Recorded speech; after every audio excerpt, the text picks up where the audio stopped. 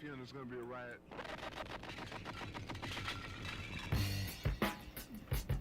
I don't read the newspapers because they all have ugly prints.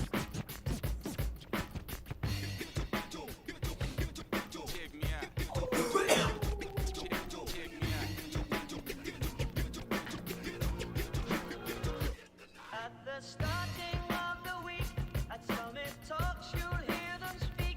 It's only Monday.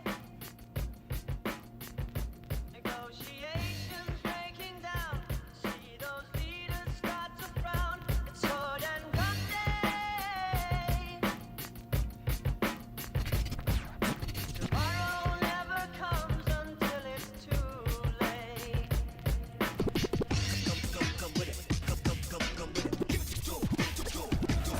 Could be sitting, taking lunch. The news will hit you like a punch. It's only Tuesday. What time is it? You never thought we'd go to war after all the things we saw. It's April Fool's Day. What time is it? Tomorrow never comes until it's too late. Tomorrow never comes until it's too late. Tomorrow is another day. Today is another bomb.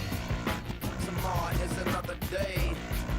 Today is another bomb. Tomorrow is another day. Today is another bomb. Tomorrow is another day. Today is another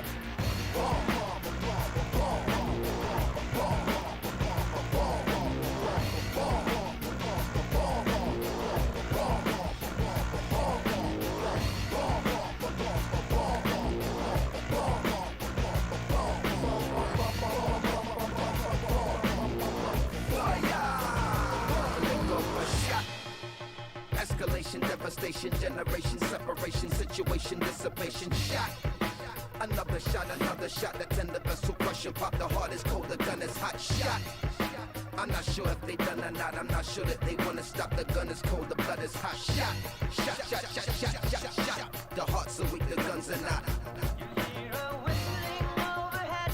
Are you alive or are you dead? It's only Thursday. What time is it? You feel the shaking of the ground. A million candles burn around. Is it your birthday? What time is it? Tomorrow never Get comes some more on the phone. too late. Trying to reach some more. Get some more on the phone. Tomorrow never I comes need to see more. too late. Trying to reach some more. Think tomorrow's come, I think it's too late. Another day. Tomorrow is another day. Tomorrow is another day.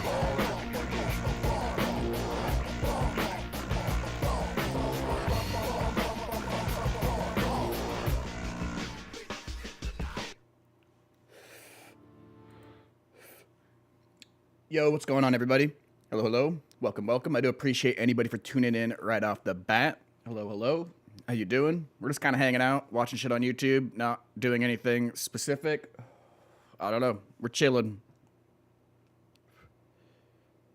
The public service announcement of I do not condone anything in this show.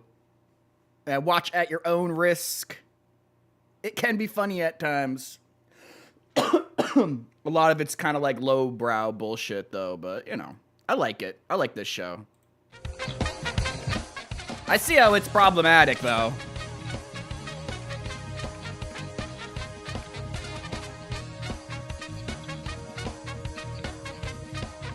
I mean, I've watched almost every single episode, except for the COVID episodes.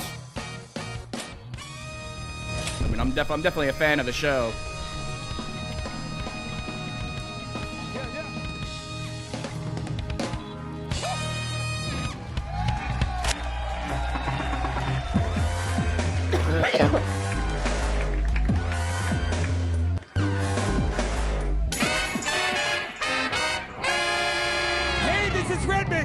live from the Comedy Mothership here in Austin, Texas for a brand new episode of Kill Tony. Give it up for Tony Hinchcliffe!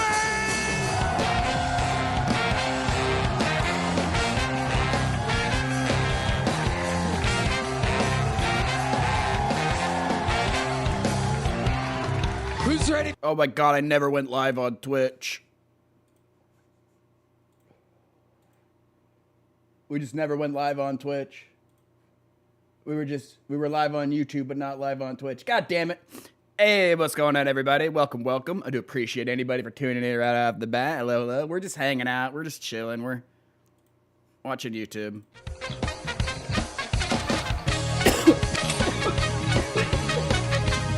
Son of a bitch.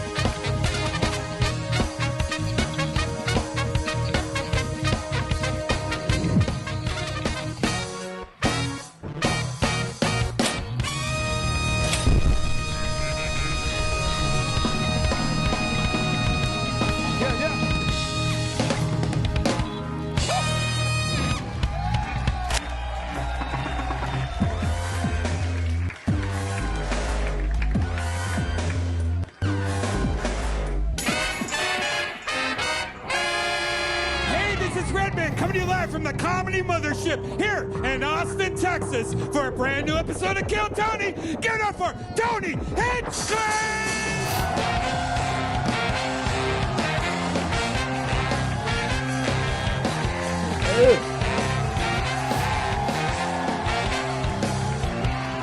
Who's ready for the best fucking night of their lives, huh?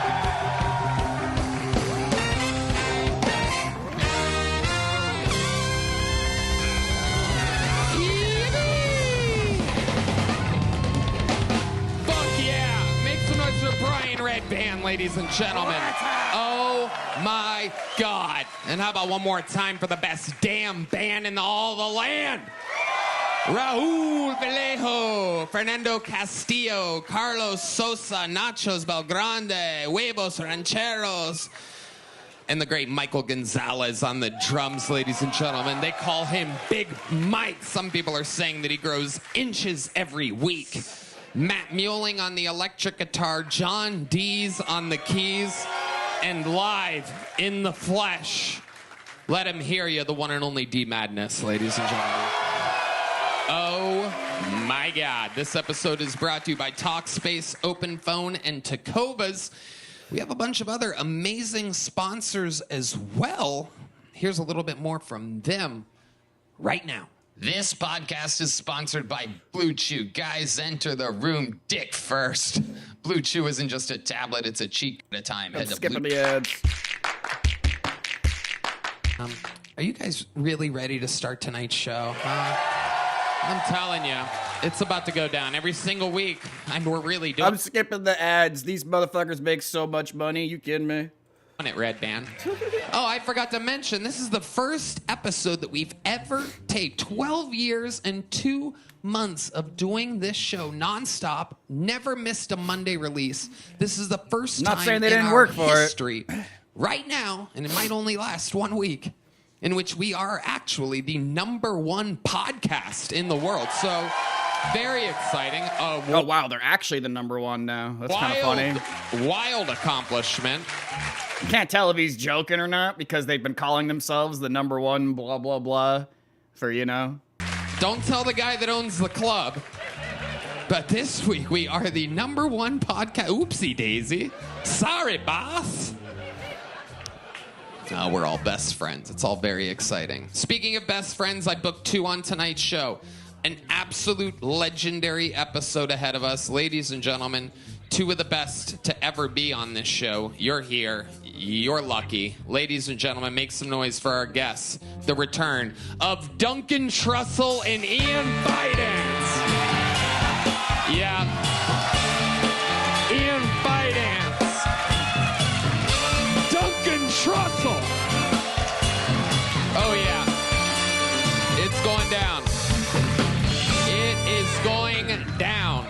We have fun every Monday. You guys have done this show before. Very exciting. Here we are, absolutely thriving in showbiz, unlike Stephen Colbert, who no longer is employed. Jimmy Kimmel is next. They will all fall in line and bend the knee to me, the new young king. And my guess... It's so stupid because, like, I'm gonna stop pausing, I swear. It's just, cable television has been dying since I was born. And I've seen it, dying. So I'm not surprised that Colbert doesn't have a show. Like, nothing survives. Pretty soon they're, like, you know what I mean? Like, all the channels, and cable's not even cable anymore. It's internet, I don't know. It's just, we're in weird times. Are Ian Fidance and Duncan Trussell this week. Duncan was my first ever favorite comedian in the world live 18 years ago. I saw him for the first time at the Comedy Store. Special appearance at the end by the great, another Hall of Fame nominee guest, Lil Hobo. Yeah. Yeah. Thank you. Oh, Yeah, God, did he bring Little Hobo? How's he been? One of them got stolen. Not great, man. He after the last Who knows what the fuck he's appearance talking here. about? Yeah. He's already addicted to drugs, but after the last appearance, he spiraled into heroin addiction. He spent some time on the streets. Ooh. And waiting yeah, he for was just in like a really so horrible stupid. Waymo accident. So dumb. Well, prayers up to the great Little Hobo. Thank you. A ventriloquist doll that has the soul of an aborted baby in his heart, right?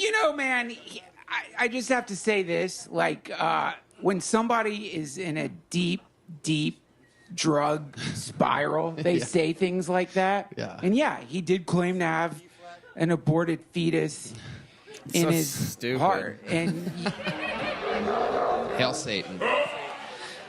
Ian Fidance also here. Hi, Ian. Welcome. This show does that too many times. I'm sorry. Duncan Trussell's Too going much of to a deep Australia, cut. Nobody knows what the fuck you're talking about, bro. Columbus and Orlando. DuncanTrussell.com. Unless he actually brings out on Little tour. Hobo. IanFidance.com. And he's So on stupid. social media at IANIMAL69. Good luck rewinding that and following him on Instagram. Animal. It's crazy how fucking dumb that so much of the show is He's so going to dumb. Chicago, Oxnard, and what the fuck did I write? Irvine. That's what it says. Hi, Ian. Hi. Welcome back. Thanks. You guys have both been on the show multiple times. You know how it works. Over 300, I do believe, right around there, people signed up.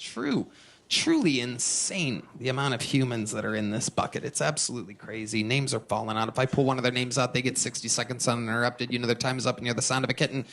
That means they have to wrap it up. Then else they bring out the angry West Hollywood bear.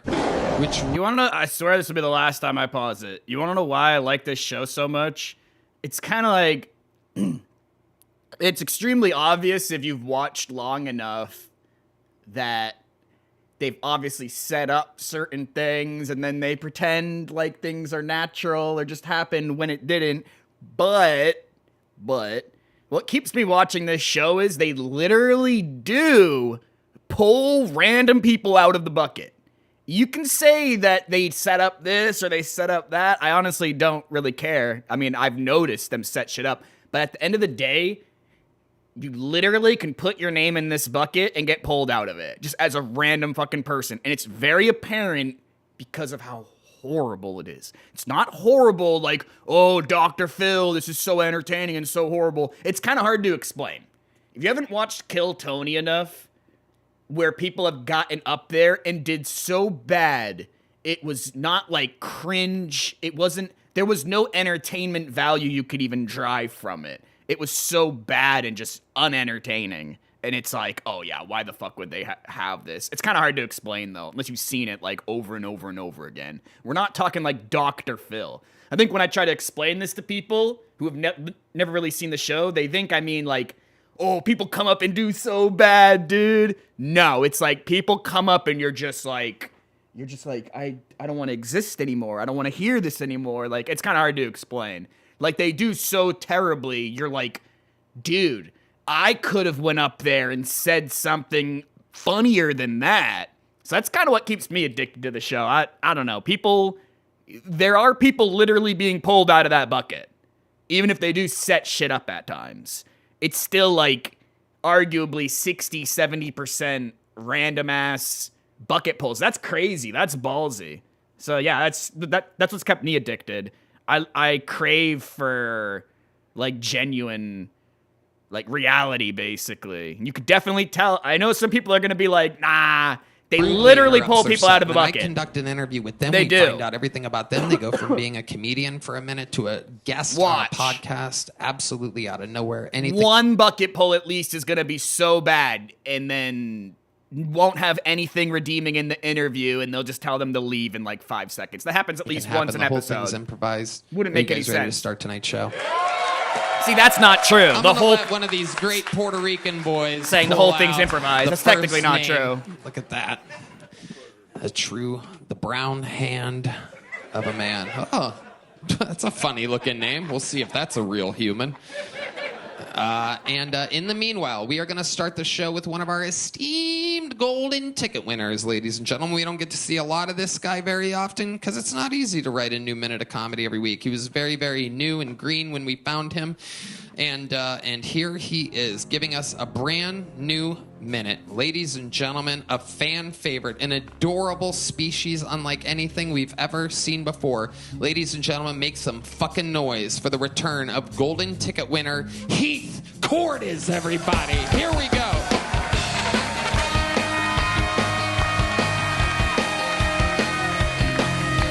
This person's like 28 years old, by the way. I just feel the need to point that out. What's he, like 30? 27?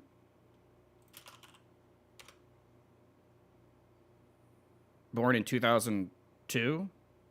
If that's him. 2003? 21? Bad at math. 22? He's not a kid. Just feel the need to point that out. They had a kid up here not that long ago. That was so weird. Stupid. Oh.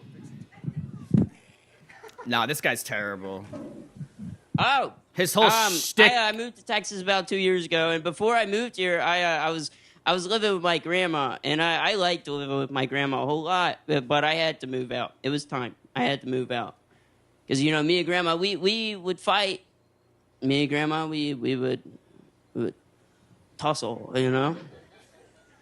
Like, she was a baker. She liked to bake, like, cookies and cake and brownies and everything that was good, and I liked it a whole lot, and I would eat it up too fast. And she would tell me how it pissed her off. And she would say, stop doing that, it pisses me off. And I tried to control myself, but I didn't have any self-control, and she knew that. She knew I didn't have self-control, but she still made He's like turning into Uncle Laser.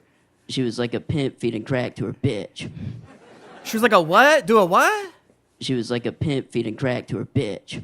Like, I can't understand him. A pimp feeding... I'd have to beg for cookies. I'd beg. I'd say, please. Please. And she'd say, shut up. Nah, dude, this kid's cooked.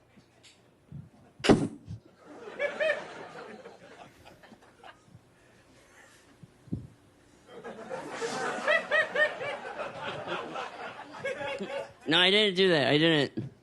It's just a joke. She's a homophobe. I didn't suck her penis. She's a... All right, thank you. All right. Heath Cordes with it.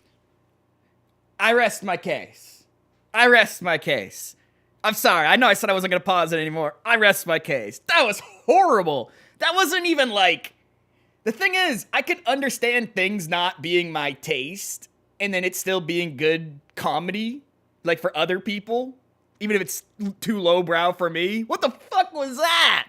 He's a golden ticket winner, which basically means he can come back whenever. But I don't think he's a golden ticket winner like the other ones are. I don't know. There's too much lore to explain. That was horrible. If you don't think that was horrible, not in an entertaining way, I don't know how to explain it to you. That was not entertaining. That wasn't like, damn, he's bombing. That was like, this is terrible. Sorry. That was Very terrible. Interesting set. A lot to Terrible unpack set. there. Yeah. A lot to unpack. What do you think a homophobe is? No, my grandma, she was one of the first transgenders, you know. She She has a penis, but she's a homophobic grandmother with a penis. Heath, you're out of your fucking mind, little bit. Yeah, he's on drugs. Out of his mind. Yeah. That's exactly my favorite genre of porn. Yeah. Old grandma tussling. No. Oh. Homophobic grandma with a penis. Oh, yeah. I love that. Yeah, my grandma, she has a site. I'll give you her website. Great. It's a porn website for you to This is jerk horrible. off to. What? Dude, I already jerked off to your grandma. Under the table. I am hard as a rock, though. It's rare comedians can mix eroticism with such great jokes. What the fuck is real? Yeah, I don't know. I don't understand. I'm a little confused. Nah, yeah, it's Just to terrible. make sure your grandma doesn't have a dick, right? No, she doesn't have a dick. It's a joke. I'm sorry, Right. Did you guys ever fight? No, we didn't fight too much. Did She's she a good bake lady. at all? Was anything real, Heath? No. Did you even like cookies? Well, I loved her cookies. I loved her cookies, Ian. I loved her cookies. That It's was terrible the thing. set. She did make me feel guilty for eating the cookies, and that's where the art came from. You I know? love it. I love You it. can literally. I'm sorry, I can't help. I keep pausing. I can't help myself. You can literally tell his whole career and everything was like, I look so young. I look like a fucking 13-year-old. But again, remember, this is 22-year-old man here standing in front of you. You know? And it's like very clear that he never progressed past. This is terrible. Heath, let's talk He's about even real terrible. life for a second. He's terrible in the interviews. You're a little bit of a rock star around these parts, right? You work at the mothership like 5 nights That's a week this at is least, terrible. and you're always around. You're doing shows all around town. Everybody knows Heath Cordes, the He's little legend. bringing the stock Yeah, it's down fun of on the 6th golden Street. tickets. It makes me feel pretty cool. Yeah, speaking of which, I was given a little bit of information that you might not know that I know. Oh no. Yeah, I was shown video, I believe it was Saturday night, breaking news. Breaking news. Oh, here we go. I was shown a little video on Saturday night, and someone said to me, one of the managers here goes, "Ooh, you know about your boy?" Uh-oh. And I go, "No, and which boy?" And they go, "Little Heath, The boy. the boy, the true boy, the one true youngling." And they showed me video of them carrying you and throwing you in the back seat of an Uber. Because Yeah. what happened there, Heath? Tell us exactly what went down. I got pretty drunk. And I thought I went home. I remembered the Waymo trip, and I thought that I went directly home. But apparently I went to Mitzi's in between. And I got carried out of Mitzi's by a security guy. And I pissed myself in the Waymo. Wow. Wow. That's way more than we needed to know. You know what's so annoying about alcohol? I'm sorry. I'm gonna keep pausing it. I'm gonna keep being a nerd. I'm gonna keep being annoying. You know what's so goddamn annoying about alcohol? At least for a lot of people. It's like if this was any other drug they were talking about, they wouldn't be talking about it the way they're fucking talking about it. It's just so retarded. It's one of the most retardedest things of our entire culture. Like, basically globally. He's like, alcohol is just this hard drug that people don't see as a hard drug. I don't know, dude. I don't know, bro. I can sit here and I can sit here and vape all the weed I have. And I'm gonna still be here. Yapping. Complaining. Whatever. But I can't sit here with a fucking, a fucking half gallon of vodka and just fucking like eventually I'm gonna die. So I don't know. I just think it's just really, really weird. You also have to remember I'm super biased. I grew up in a time where people were saying to me that I'm gonna die because of weed. Like this is gonna kill me. It's gonna smash my brain. I'm gonna be deflated on the chair. Damn, I wish I was deflated a little bit. Fuck, dude. Deflate this a little bit, Fucking. And then alcohol was just like, yeah, just wait till you're 21. It was like, I don't know. I think that's really dumb. Or, oh, if your parents are cool enough, you can drink at home when you're 18. I don't know. I just always thought that was the stupidest shit ever. I'm not anti-alcohol. Like, I think it should be illegal or anything. I just wish we looked at it as a society different.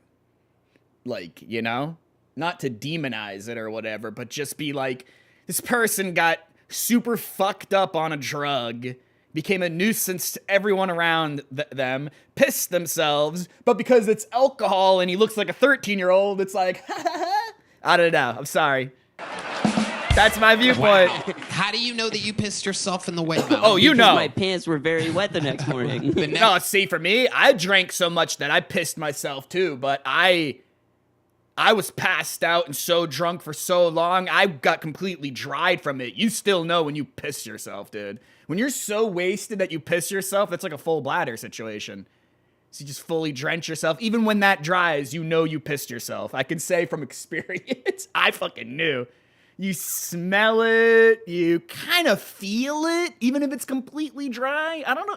Again, I don't know how to explain it. It's experience. This morning they were still wet. Look They at were you. very wet, yeah. You naughty little boy. Wow. What exactly do you... how much do you have to drink to get that drunk? What is that, a full can of beer or something? What puts you in that type of place? No, I'm getting good. I'm getting good at it. It was at least 8 or 9 drinks that night. Yeah. Oh, my God. Heath. Yeah. What's going on with you, buddy? Do you feel okay? You're just having fun. You're 2 now? I've never felt better, Tony. Oh, wow. Look at you, you fucking little party machine. How old are you? I'm 23. I just had my birthday. 23. You don't 23. look a day over 11. It's incredible. And you've been drinking a lot like that, or was that a special thing? It happens a little too much. Mm-hmm. Yeah. What do you think about that? What are we thinking? You think you might have a little problem? Might have a little problem. A little problem for a little guy. That's kind of funny. That was kind of funny. So fucking stupid. That's So adorable. dumb. Who needs grandma's cookies when you can have a glass of straight whiskey?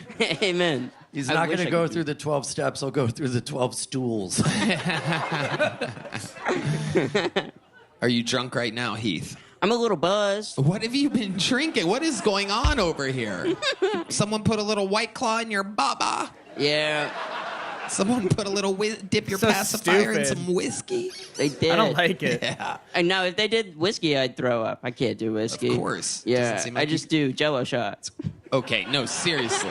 What do you really drink? I mean, he looks fucking 11. If I drop 40, 50 pounds, I look 14, 15. Maybe that's why I don't like this. It's too close to home. It's annoying. Like that night that you pissed yourself in a Waymo, what did you really drink? Yeah, like lemon drops and gay shit. Like when Jello shots. Really? I don't think I'm gay, but like I drink gay. That's okay. It's okay. Nothing wrong with that. Wow. Amazing, Heath. Well, I mean, it's I love it. You All right, know, get him me outta here. and all my friends, we all grew up at the Comedy Store. You Mm-hmm. know, it was our college experience, and it's fun to get to watch you go through it. Look at you hitting a vape pen up here, All right. like you can't. Like I'm not about to send you off. He's just got to show off. I thought he was 30. I'm a real boy. He's 23. I thought he was 30 for some weird reason. That kind of changes my opinion a little bit because, yeah, that's like that is being a kid. Just a vaping boy. Can't wait 15 more seconds for that hot hit of vape. I'm sorry. But we love you, Heath. It's so fun to watch you grow Terrible physically set. and mentally here at the mothership. We love you, you young buck. Thank You're on your way to wild success. Can I champion one thing on the show real quick? Please. Sure, That was the funniest Heath. part of the whole thing. I had a threesome. Whoa, okay. Hold on. 2 guys or 2 girls. Hold on a second. You know it's so Hold your obvious. fucking horses. 2 Now guys we or got 2 something girls. to talk about. So stupid. Now we got something gonna to be the talk first about. question. Yes, Black Power, absolutely. Holy, whoa, Heath, whoa, no, don't do that, Heath. God damn, stop doing that, Heath. Don't do that, you little rabble rouser. Settle down. Settle down, you crazy bastard. Jesus Christ. Trying to get away from the whole Nazi thing. God. Not a smart damn it. idea. Fascist Tony Hinchcliffe has 11-year-old Nazi training the Hitler Youth over here. He looks like the kind of genetic freak Hitler was trying to get rid of. Damn. Let's talk about this threesome, or as many people are calling it already, No, a this is 2.5 gonna be horrible. What happened? That was How did it pretty go funny. down? Let's talk about it, Heath. Two It and a was a half, very some- hot lady who had an OnlyFans account. Uh-huh. And I made out with her like a year ago. Uh-huh. And I wasn't supposed to do that because I was dating somebody at the time. Whoa. And fuck is he doing? so like everything, she's been like totally hot for me, you know. Uh-huh. And it didn't work. I was gonna put on a mustache, but it didn't work. You can have mine. You could pick it up. Pick it up, Heath. You have another shot at this. I don't know what you're doing, but... Okay. It's not working. Did the adhesive stay on the other side of it? It like melted. Okay, let's skip the mustache. Let's Yeah, get back it to the didn't work. threesome. This is horrible. Wow. Why, can you just real quick, just for my own super confusion, This is what I try and explain to people. Like, you think this is scripted? Like, you think if they were gonna do something with this Heath or whatever, and he's come on the show multiple times, it's like you can clearly tell how horrible this is. why right? were you going to put on a mustache? This is then? horrible. It was supposed to be like a metaphor about how I'm a man now. Oh, you know? Yeah. okay. Well, God has his own very funny sense of humor. God's like, no way, bitch. Okay. There's one specific audience member that always laughs. Flag on the play. It's like All right, so let's you talk hear about his this ass every threesome. time. It's so Yeah. funny. So what All right. happened? So it happened. It was with a very hot lady, and we met at Hearing the it. strip club. Hold on, Heath. Let me tell you. We got the hot lady part. But Yeah. for it to be a threesome, there has to be one more. There was another one. It was her friend. I don't remember her name. I don't know her name What's at all. his It was just name? her friend. You don't. May I yes, interject? Duncan. Dude, you're going to get sex trafficked, man. Duncan. I'm Absolutely. serious. You can't fuck around, dude. There's no one small. easier to traffic than somebody you can fit in your glove compartment. So stupid. You got to be careful. I know. I got to be more careful. Thank you, Duncan. His threesome was just him and a baby Bjorn while two people fucked. I don't know what that is.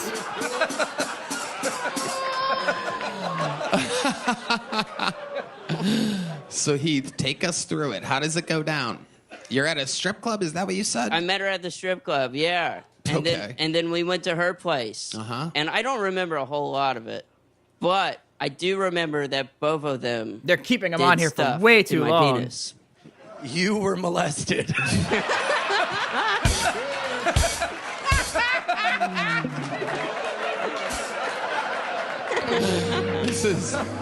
This is why They've this is done what a all show of this is, before. Right? 1 second he's doing Nazi salutes, the next he's admitting to being molested. All to start the show. So you just that's what you remember? That's what I remember, Tony. Do you remember anything else? Were your pants wet the next morning? Yeah, they were a little wet. Yeah, they were a little wet. Did they film it? You said it was OnlyFans. Girl. I sure hope they didn't film it, but Oh my God. Probably Her did. OnlyFans. Was she wearing Ray-Bans? Nope. Any other details about it that you remember? no, Did they I just message remember you the feeling shame the next day. You felt shame? Yeah, I felt Imagine how shame. they felt. They're like, what the fuck did we do last night? That's They true. felt nothing. Just rare stripper guilt. The rare. Yeah, it's really, really weird, right? I'm not trying to make it weirder than it already is, but it is kind of weird. Like, this is like that girl that's like 30 or 25, but she looks like a fucking 5-year-old and she's like this tall. And, you know, she has a boyfriend. It's just like, you know, who's like a normal dude. I don't know, man. I'm not saying she doesn't deserve love. Just, I would pay extra attention to those kind of people that are into somebody that looks so clearly like a kid. That's all I'm saying, man. That's crazy. SG. All right, the show has begun. If you saw this person and you knew nothing about them, you would guess their age anywhere from like a 12, 13 to a, at max like 16, 17 max. But you probably wouldn't guess that they were 23. So unless he gets really, really fat, like he gonna look. It's funny because he looks older now than he did like a year ago, just because he's been like drinking a lot and he's starting to get like that puffy face. But like if he was healthier and 30, he gonna look 13. So that's kind of rough. Eventually though, you're gonna get old enough that it should kick over in some way, and then you'll start looking older. But yeah, this motherfucker's probably gonna look like an 18-year-old at 40, you know? Under the unbelievable control necessarily of a bad Cordes, thing. ladies and gentlemen. Great job. And now we go to the bucket. You guys know this is the part where things can get a little bit wacky because we're meeting people. Anything can happen. A lot of these people's hearts are beating out of their fucking chest because minutes before they have no idea that they're going up, and all of a sudden now they're on the biggest comedy show in the world. This looks like a fake name, but I'm going to read it anyway. We're going to see what happens here. Ladies and gentlemen, your first bucket. Hold on, we're about to have an ad, so we might as well just run. We're gonna run the ad now. Chill. The next auto ad is reduced by 1 minute and 30 seconds. Yeah, we're gonna play this ad. Chill out. Give me like a minute.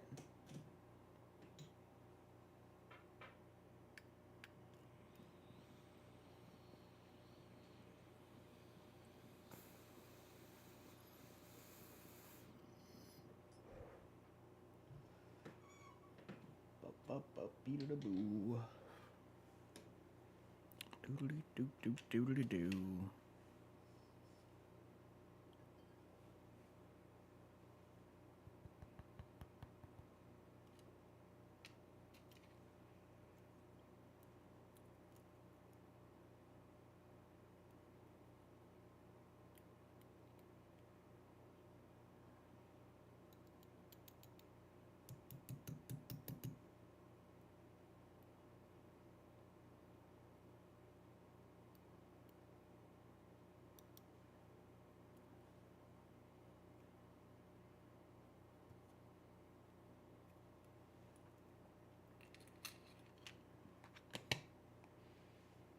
All right, let's see if the bucket pull is a completely random person or someone we kind of recognize. Not that I can remember every single one of these people, but the same people do get pulled. Pull of the name goes by Tony Pepperoni. Oh, yeah, see, it's this fuck... Wait, who the fuck is that? Oh my God, it's Tony Pepperoni.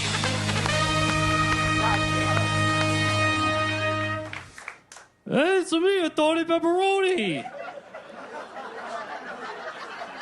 Hey, what do you call it when the Wright brothers do 9/11? The wrong brothers? Mamma mia. When I say Mamma mia, you say Papa Pia. Mamma mia. Papa Pia. Hey, what's a fat lady's favorite computer, Adele? Mamma mia. Hey, guys. A dumbass, like, popsicle stick joke. Anxiety's like vaping. Just because you're not ashamed of it doesn't mean it's not gay. Mamma mia. This is terrible. This guy sucks. What was that? Say some racist jokes? Okay. What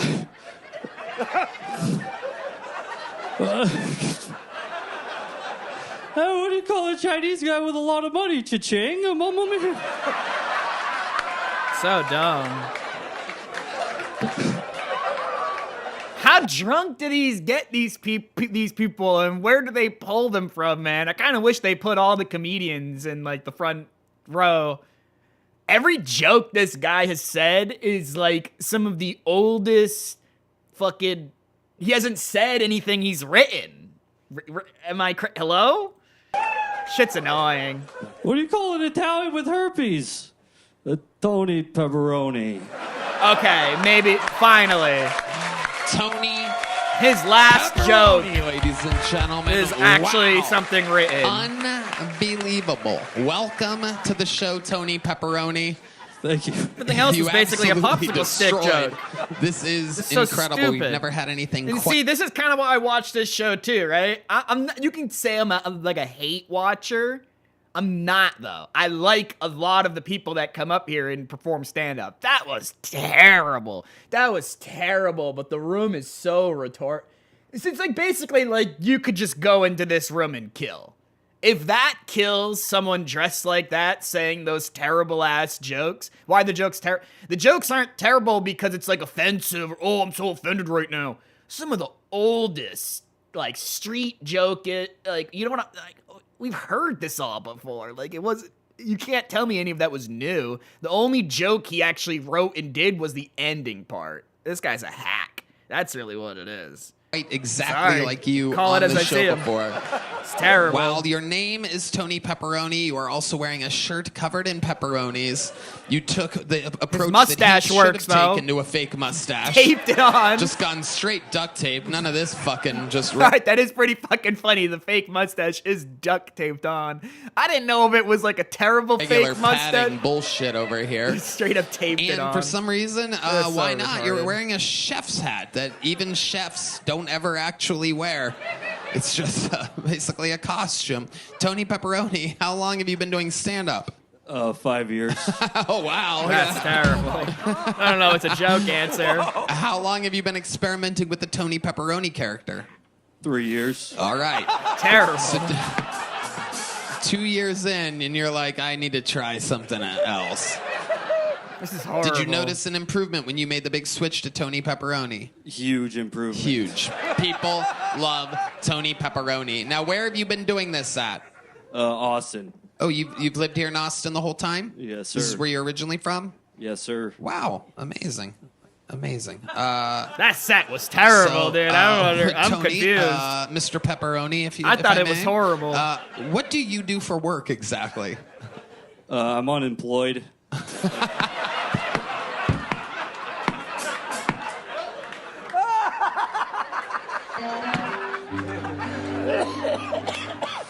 What was the last job that you had? Yeah, what's up, I profile? worked in tech. I was a tech bro. Okay. Up until when? How long have you been unemployed for? 8 months. 8 months. Holy shit. I mean, That's what's not your that bad. plan, Tony Pepperoni? I got to sell some T-shirts. If anybody wants to go on my Instagram, I'm selling T-shirts. Are they Tony Pepperoni t-shirts? Yeah. Well, you're about to sell out. What's your That's Instagram? true. He will sell Tony out. Pepperoni Comedy. Wow, Tony Pepperoni comedy, ladies and gentlemen. The set was so terrible. It's not. I don't base things and I don't judge things off of a was it for me stance. His whole set was just terrible. Except arguably the last joke. It's terrible just because, like, I don't know, man. I guess I've just seen too much comedy, seen too many jokes.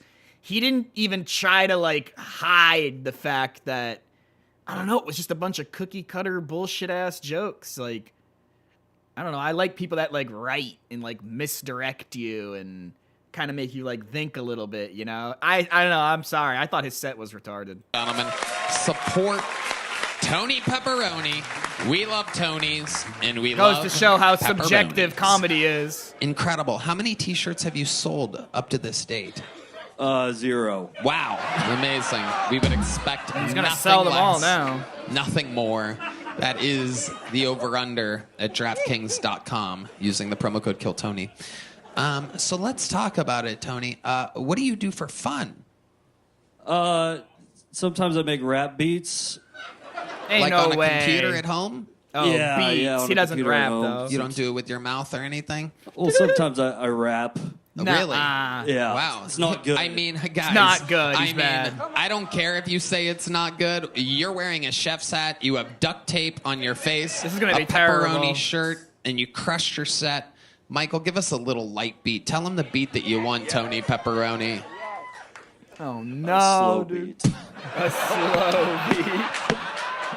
That's so stupid. This is going to be so Hey, bad. give me that spotlight. No, dude. I want to Yo. leave.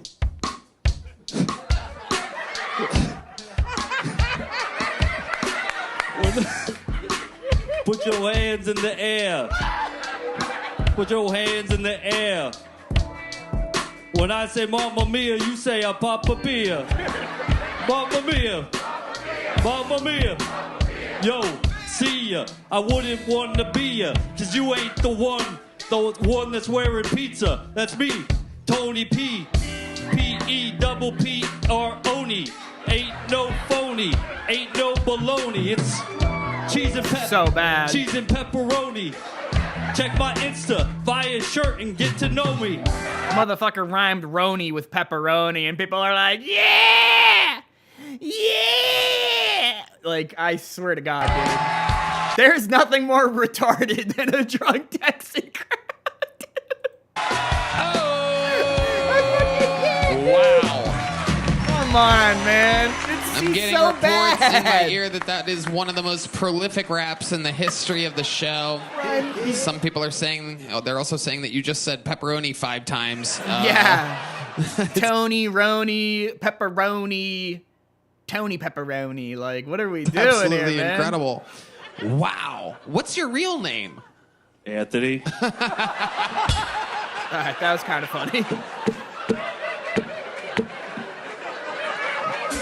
So you that was really okay. are a Tony. Yes, sir. Yes. Wow. Wow. Incredible. That's Absolutely terrible. amazing. Is there anything else crazy we should know about your life, Tony Pepperoni? I used to work in the sewers. That You used to work tracks. in the sewers? Yes, sir. Yeah, people work in the sewers. I like how this guy's like, what the fuck? Oh, yeah, it is kind of funny, Mario. People do work in the sewers. Like, they're not just in there, like, they don't live there the whole time, but... Absolutely You know. amazing. A red band on the 1s and 2s. You think nobody ever No goes better down there time ever? For a Italian stereotype than Tony Pepperoni telling us that he worked in the sewers. What exactly did you do in the I sewers? have a friend that was a sewer man. Mostly I Fucking crawled Ryan. in the sewers and I got all the big rocks out of the way. That makes sense. Okay. He's doing okay in the interview, to be fair. Wow. I believe that. That's just like a real job. That is incredible. Was there anything else not that that you did funny, other though. than move big rocks out of the way in a sewer? Sometimes it Did you gets have any other clogged more. responsibilities at all? I've Gotta never move heard of leaves. an actual Italian doing anything like this in the past 150 years. Yeah. So we had to inspect the sewer pipes with a camera. So I would lower the camera in and then pull it back out. Wow. Very good. Very good. Pulling out is exactly what you should be doing, Tony Pepperoni. But I'm going to tell you what, I loved your minute. I loved the interview. Minute I loved was everything about horrible. it. It's completely insane, but terrible. I like it. Tony Pepperoni, ladies and gentlemen, has started the show, started the bucket, and we have pure momentum going into bucket pool number 2.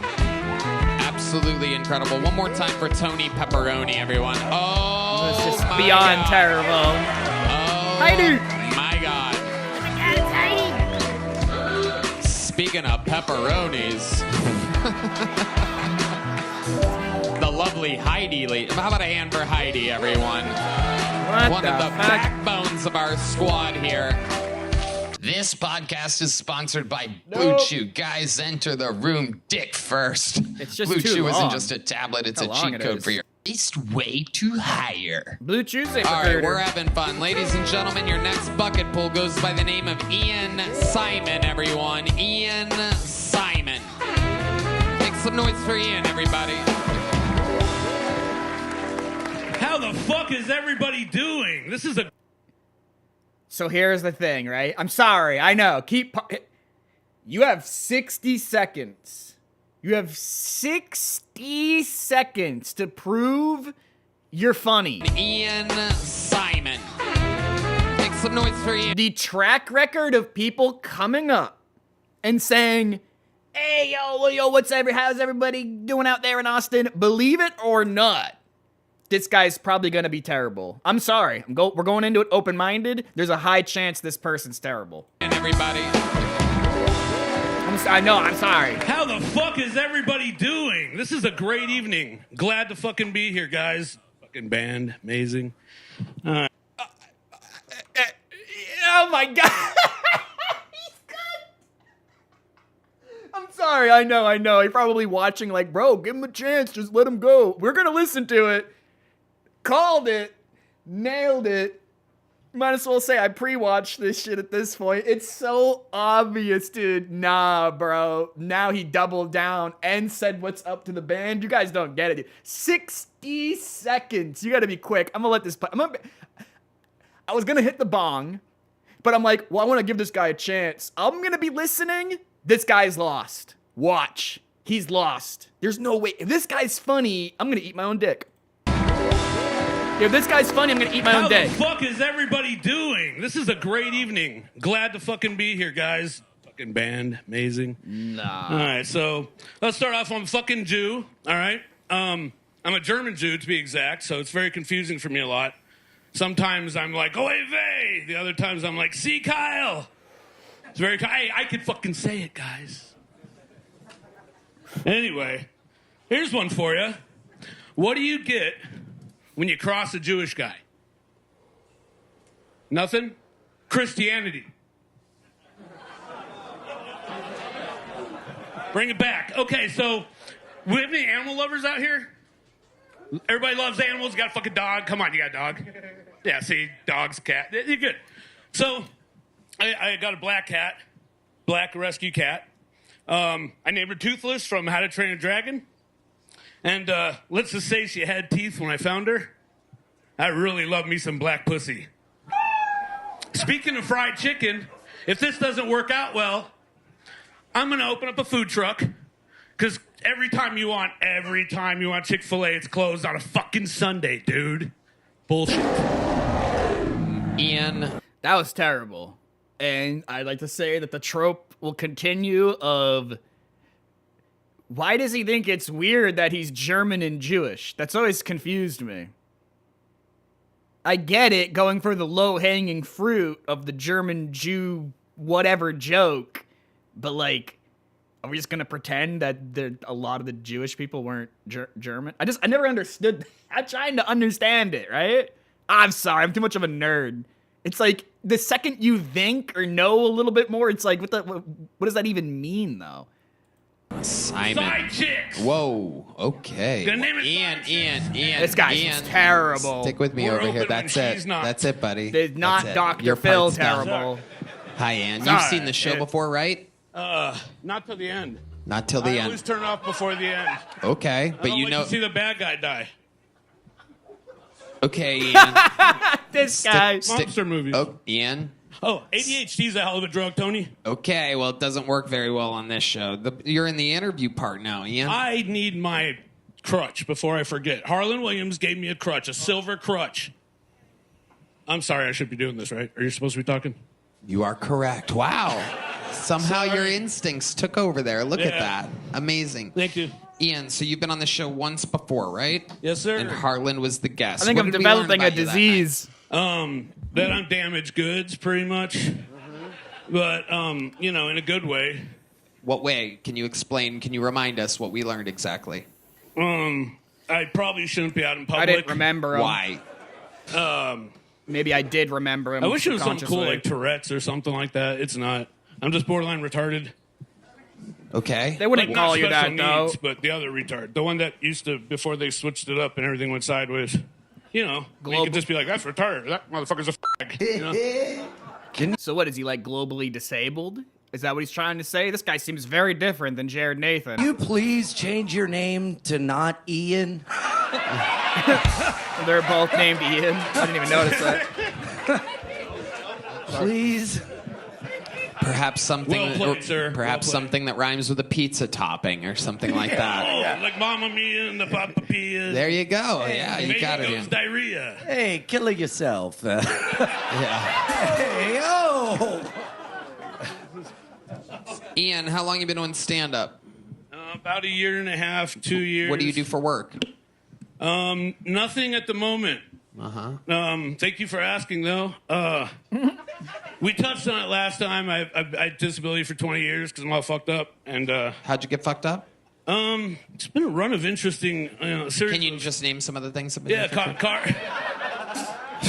car accidents, adrenaline junkie crap, just run of the mill. Driving Play your hard, car, hard. driving his car into protests.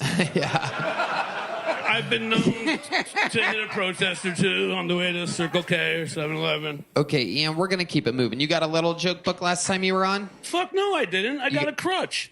You I got want my nothing. crutch. You got nothing last No, time. I got a silver crutch. I could see why you got nothing 'Cause my- last time. I was in ER Oh, twice for my leg. I remember now. He gave him. Harlan Williams brought a literal hospital crutch. That's what he gave. Here, catch this. Catch that. There he goes. Ian Simon, everybody. There he goes.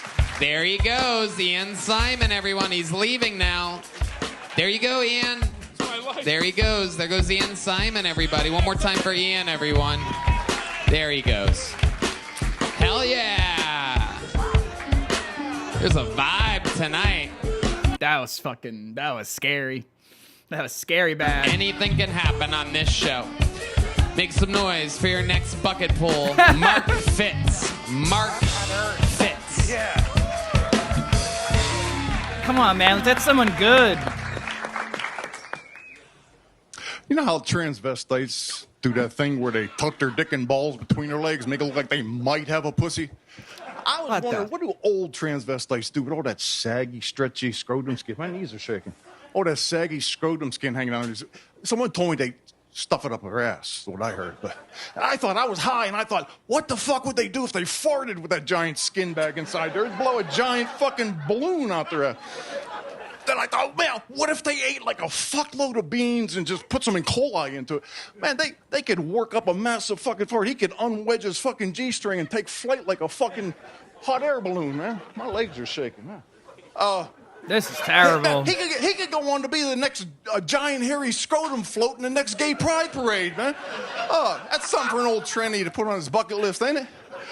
Short tag. It's making my nuts Quick and funny. itchy. Parade floats bust open sometimes.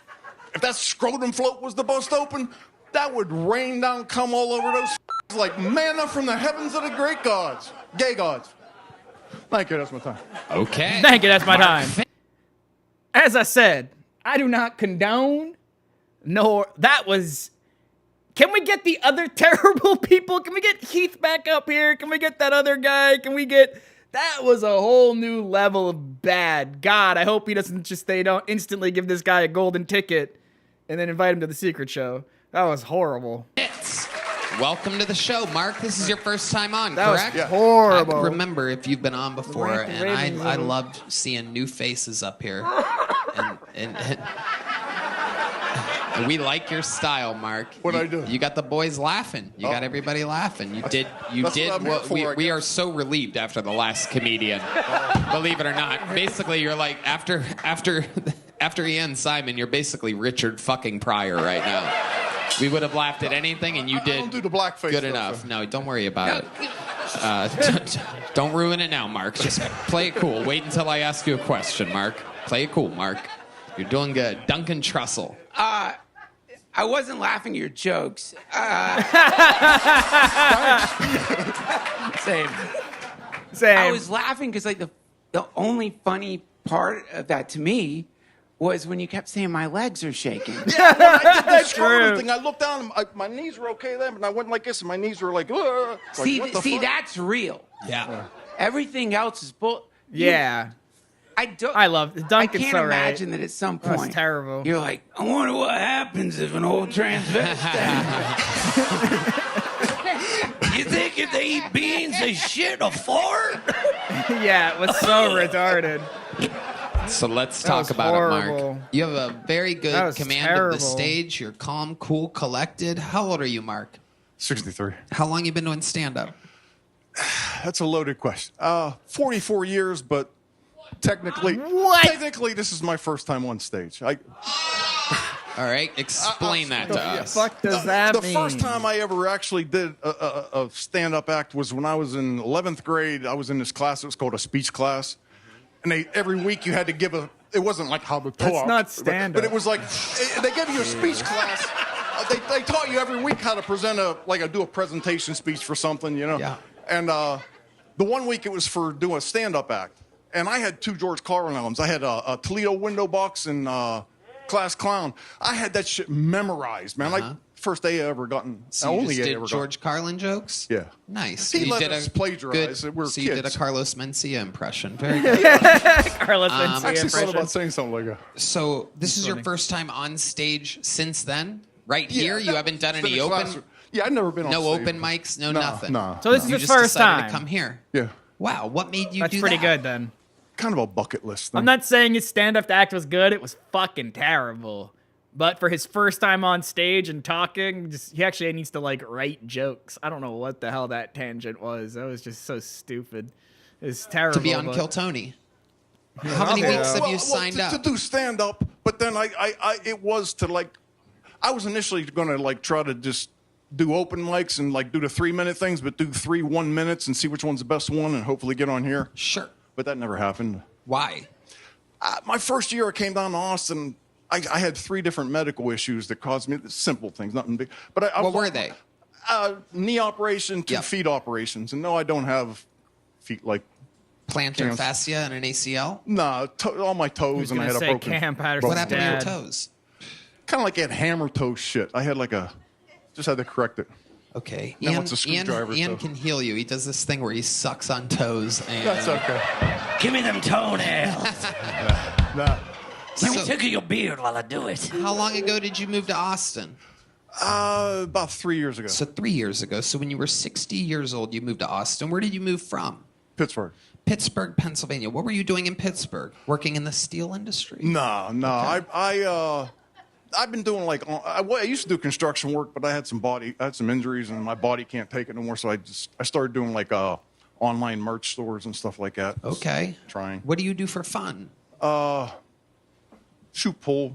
Nice. A few other things. Not really. Absolutely. Much. Okay, Duncan. Show us your feet. Yeah. Show us your feet. You don't your wanna do fucking it? feet.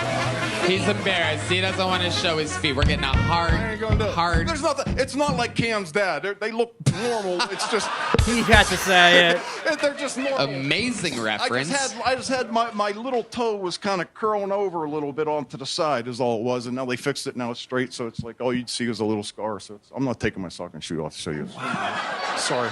So they made your toes. Pay me later. I might. No. Okay. So the doctor made your toes straight. Yeah. Okay, I'm gonna need to talk to this doctor.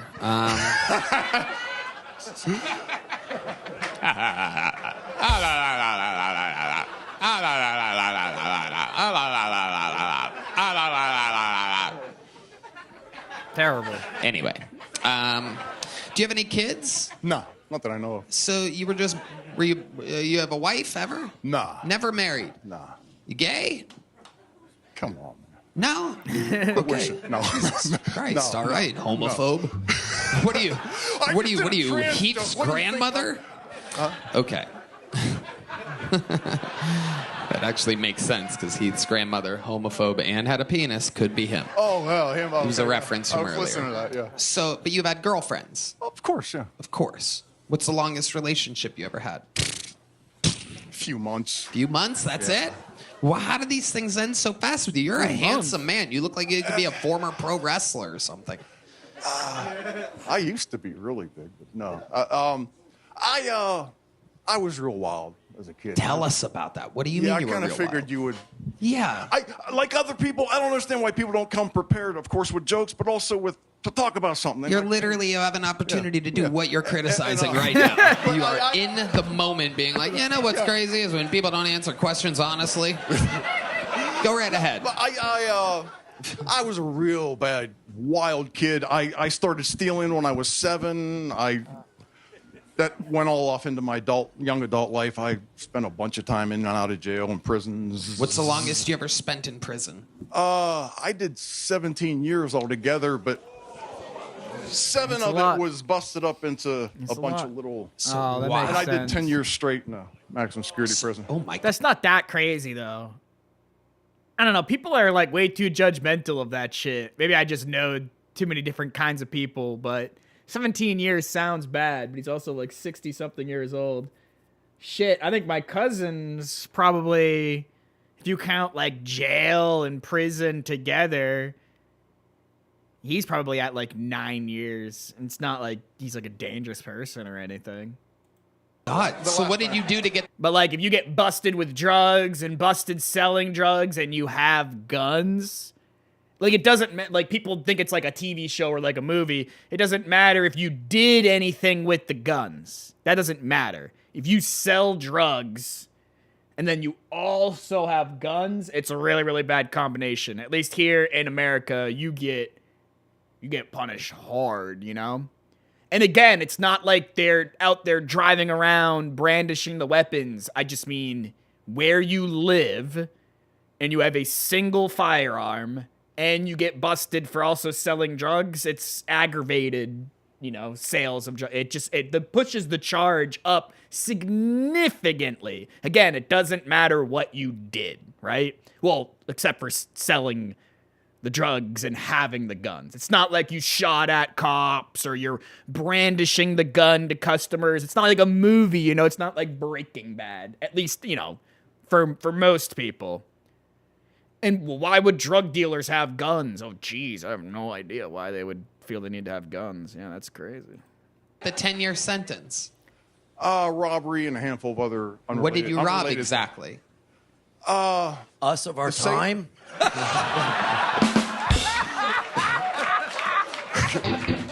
No, I'm so scared of you. That's a good thing. You're a real bandit out there. Old Curly Toes strikes again. The curly-toed bandit. I hooked him with my toe. No, it was old curly kind of hate talking about. I robbed the safe. You know what the 10-year federal sentence was for. I just said I feel weird talking about it. I bet. It was, it's long ago. It's over now. Over that. You're a great guy I now. robbed the safe in the grocery store. You broke open a safe in a grocery store? No, I went in while they were open for business and called for the manager and had him take me back in there. Was it an H-E-B? No. This is a different state. Buddy. Giant Eagle? No. Kroger? Different state. Was it a Kroger? It was one of it was one Whole of Foods. This wasn't in Pittsburgh. It was one of those. Wegmans? I don't even know the name of the They just grocery keep store. It guessing. wasn't a normal chain. You don't grocery even know the name of the grocery store that you robbed and got 10. Hold up, we got an ad going on. Oh my. Ooh. Pause for the edges. That's the least we can do. I'm doing my part.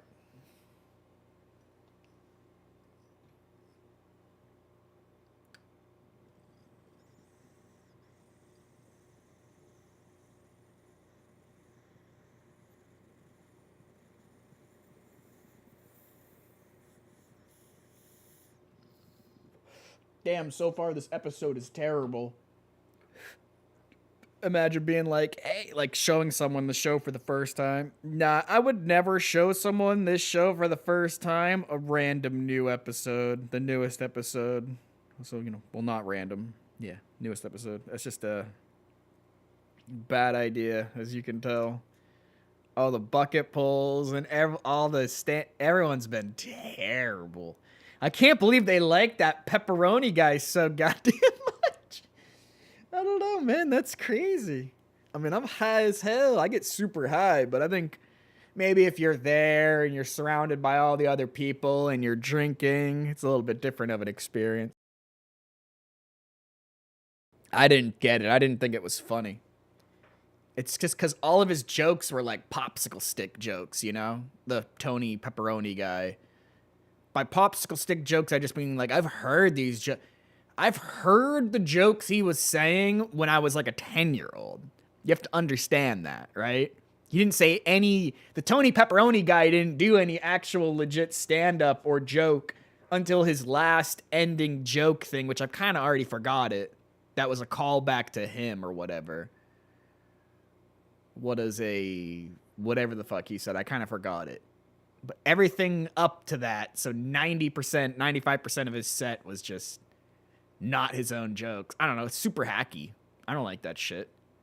When you're doing jokes that have been done for years. You could just Google it and then see the millions of other people that have done it. I'm not saying you can't do jokes that someone else did, but you need to lens it differently, phrase it different, set it up different. You need to add more to it. Again, he was just listing off like he was literally reading it off of a popsicle stick. I don't know. I thought the pepperoni guy was terrible. He's going to be a polarizing figure, that's for sure. We'll see what his second appearance is like. 10 years in federal prison for? I think that's the last thing I should really concentrate on. But what did he say? Grocery store that you robbed and got 10 years in doesn't know federal the name of the grocery prison store? for? I think forget that's shit. the last thing I should really concentrate on. Yeah, but I mean, you got 10 years in prison. I would have. no, it was one of them no name. It wasn't like a chain grocery store. It was one of them little. Okay, so let's slow it down. Just stick with me and answer the questions honestly, okay? So, at what point did you get caught? Did you get money out of the safe? Oh yeah, I got away How with much it, did you get? But then I got caught later. Answer the 11,000. fucking questions. Answer the fucking questions. Stick with me. Tony's getting Focus, motherfucker. How much money did you get out of the safe on that day? 11,000, and I got away with it. But then I got caught later. Okay. That's what I was How gonna did say. you get caught later? How long did you get away with it? When I- How did they catch you? When I ran out the door of the grocery store, how they slide open, but it's not fast enough because I'm wanting to leave real fast. Put the mic up to your mouth. And I put my hand onto the door and pushed it shut. Oh, fingerprints. I already had fingerprints on it. Yes. Wow. So how You long dumb did fuck. you get away with it for? 2 months, 1 month, 3 months? A few months. How long? What did you Maybe spend? no, it was like about almost 5-6 months. Yeah. All good. What did you spend the $11,000 on? I just It just says, I don't know. Just blew it. I was thrown off. Were you doing drugs? No, I never did drugs. You never did drugs. Smoked weed. Prostitutes? weed, alcohol, No booger alcohol and sugar? weed. Weed and alcohol. You robbed a grocery store of $11,000 and you didn't spend the money on anything in particular. No, I just blew it. I was very wild and adventure-seeking kind of a person. That was my weird. I liked the thrill of in a sick, demented. Again, I was a fucked up childhood, so I just What liked was fucked up about your childhood? Tell us that. I was just wild as fuck, just off the chain, wild as fuck. I started Sounds stealing when I terrible. was 7. I did my first burglary when I was 9. That's Wasn't a crazy. good kid. When you say burglary at 9, Like what armed exactly did burglary? you burglar at 9? That's a good question. Somebody's house that left the doors open. Oh, And what did you get okay. from their house? I would just no. Nah, you're not going for toys. Money, drugs, tech, like a laptop or phone or something, all that kind of shit. Yeah. Maybe not a phone, because that would actually never mind, not a phone, but like an iPod Touch, reset that bitch, wipe that bitch, yeah, something like that. I wouldn't steal a phone, so I was just kind of mindlessly listing things off there. Yeah, definitely don't steal a phone. Actually, you know what? Go ahead, steal a phone. I would steal like money and stuff. The first time I did it, I went back to this house like 4 or 5 times over a Oh, period that's of a a bad couple idea. months, and I'd go in, sneak some stuff, take it, and What's the last crime that you committed? that one I did. The 10 big years one, for. the grocery Yeah, store. Yeah. And then since then, And when I got into prison that time there, my first year in, I was like your typical angry fucking prisoner. But my second year in, I decided, man, I'm done with this shit. And while I was there, it wasn't hard. I mean, it was very hard. It wasn't easy inside a maximum security prison to turn your life around. But that's what I craziest did. thing that happened to you in the 10 years in prison. You answer this one good and then the interview is over, but I want a good fucking answer on this one. I don't want you to go, it was wild, and me go, what do you mean wild? It was really wild. And me go, what the fuck do you mean, dude? Because you're driving me kind of crazy. I got snagged up in a riot, but I got out of it and left. But it wasn't. When you say snagged up in a riot, again, what exactly do you mean? Well, I was in a. I kinda like this guy in the one of them prisons interview. where it's divided up into gangs. Of course, but and I I'm wasn't guessing- I didn't want to be in it, so I. This guy seems like he would be good in an interview. Well, he is good in the interview, but what am I trying to say here? He seems good in the interview. It seems like he could tell good stories and he's not lying, because it's like so many people would just start saying all kinds of bullshit and you can really tell, and it's like, oh, your memory's that good, huh? This guy is just kind of saying shit that happened without much details, probably because he's fucking 60-something years old. He is 60-something years old. They already said, so he just doesn't remember. What exactly do I like you this mean? guy. Well, I was Set in, was I was terrible. in one of them prisons where it's Terrible divided set. up into gangs. Of course, but and I I'm wasn't guessing- I didn't want to be in it, so I was like Right. by myself, which is rather dangerous. But I used to be really big, so I Big. was able So to the- get. But, so like but- the white- I was outside in I like him. I out like in the this grass guy. field, and it was a softball field, and there's only one gate to go through to get out, and a riot started right outside that gate, and I had to leave because you have to go lock down when they have riots, and this place has riots all the fucking time. Yeah. And I got snagged up in a little bit, but I just Set was got up. decent. Interview was compelling. I'm giving you a big joke book, Mark Fitz. Nah, the set was horrible. Wait, what? What? Can I ask you one thing real fast? You're gonna ask me something right now. Okay. I've been trying to contact Ari Maddie for a while because I can help him. I can help him qualify for a government program to get citizenship. I'll give you his phone number. Hold on, no, Duncan. Duncan. What's going on? What am I watching? I'm watching Kill Tony. It's a comedy show where they have like some regular people. They do like 60 seconds of stand-up. It's been horrible so far. They like pull people out of a bucket. They pull people's names out of a bucket. They do 60 seconds of stand-up. But sometimes they have certain people come out, but they also just randomly poll people. And this episode's been pretty awful so far, I'm not gonna lie. But this guy's interview's kind of interesting. No. I That's about it. But Sounds his funny. prison style, he got to give me some. His fucking his set was so terrible. Everyone's sets so far have been so terrible. But it's really hard to be funny in 60 seconds. But no, their sets have been terrible. In return. I actually have. Can you explain to us how you, of all people, not me, friends with the current administration, or Joe Rogan, who literally decided the presidency of the United States, what can you do that we can't do exactly? It's a long story how I got it, but I stumbled. I was looking for something for myself, not because I'm an illegal immigrant, but something else. But I noticed this one thing that I read about, and it's something that he could qualify for. That it's a pathway to citizenship. Oh, he read something. something. I put I actually, because I wasn't trying to contact them. I did a video, and I put it on a tablet. I have the tablet out here to give to you, so you can. It explains it in the video. It's too much to explain out here, and it's not funny.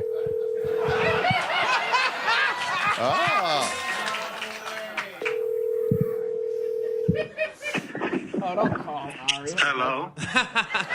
Ari, you're on the show. Jesus Christ.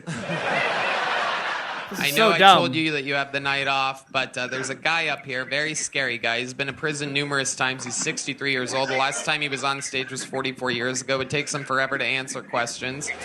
He's spent 10 years in federal prison after robbing a grocery store in Pittsburgh, Pennsylvania for $11,000. He got away with it for 6 months, but he left his fingerprints on the door on his way out.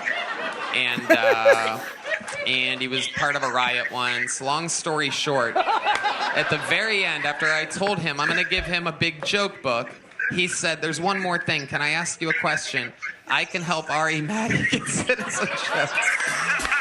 How far away are you from the club exactly? I am just getting out of the steam room, so... This is so stupid. I'm like 15 minutes out. Okay, well, we have a guy here that's going to talk to you about some stuff, and then we'll have some drinks afterwards, okay? So the guy who's convicted criminal from the grocery store, he's going to help me. That's all I need, Tony. How about you get another rapist or a Nazi? How about we get a whole crew together? What the fuck kind of a crew are you putting together? I need a lawyer, not a criminal. Absolutely perfect. Ari Maddie, ladies and So gentlemen, we love stupid. you, Ari. We'll see you soon. So stupid. There you go. And here's your big joke book. Did you have fun here tonight? You seem like you The set didn't was enjoy terrible. this. You happy? Okay, there you go. There he Time goes, for him. Mark Fitz. Do a better set next time. His set needs to be about his real fucking life, dude. He basically just said a bunch of crazy shit. He was like, dude, I can't even explain to you what that guy's set was. It was terrible. But it's kind of funny because if he actually, I mean, it was his first time. See what happens if he actually writes shit. Set was Let's terrible. Get one more bucket pull out here. The interview was good, though. This podcast is sponsored. If you're ready to employer. Talkspace.com/Tony and enter horrible. promo code SPACE80. Talkspace. Your next bucket pull, ladies and gentlemen. Are we having fun out there? That's what I fucking thought. Come on, man. We need one good person. Jimmy Copeteros, I'm everybody. scared Jimmy now. Copeteros. Oh, God, I'm scared already. Come on, man. Austin, motherfucking Texas. How we doing? Little about me. I'm a 10 10-year manager of a grocery store in Pittsburgh. Okay, hold up. What the fuck?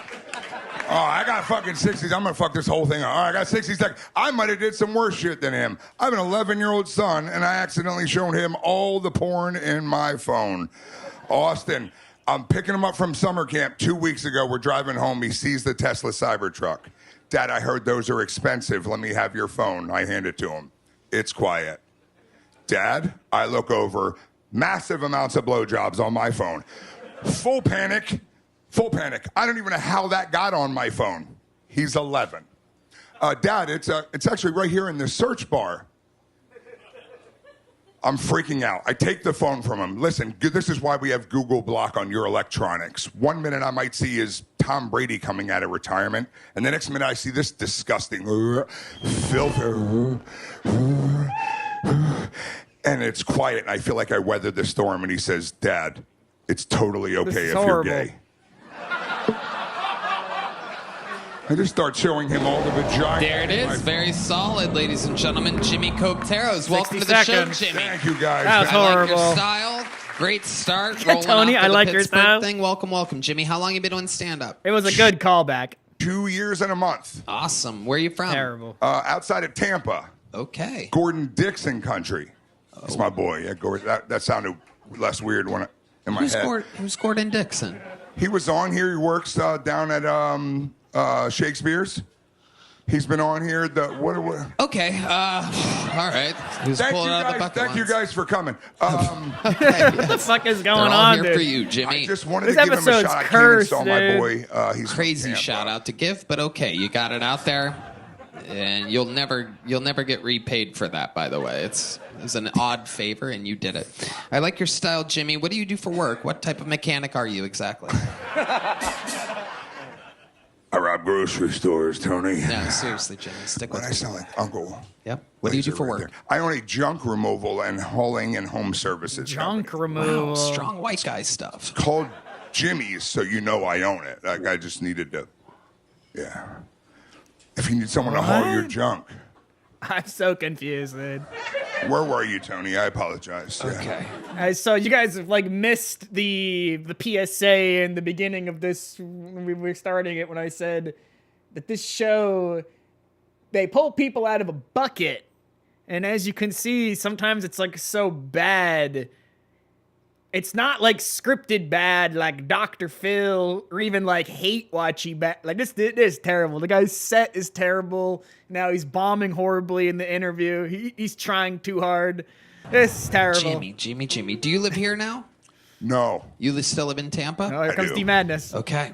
It's my second time here. D You didn't blindness. ask that. Okay. All right, Jimmy. He's Very losing it. good.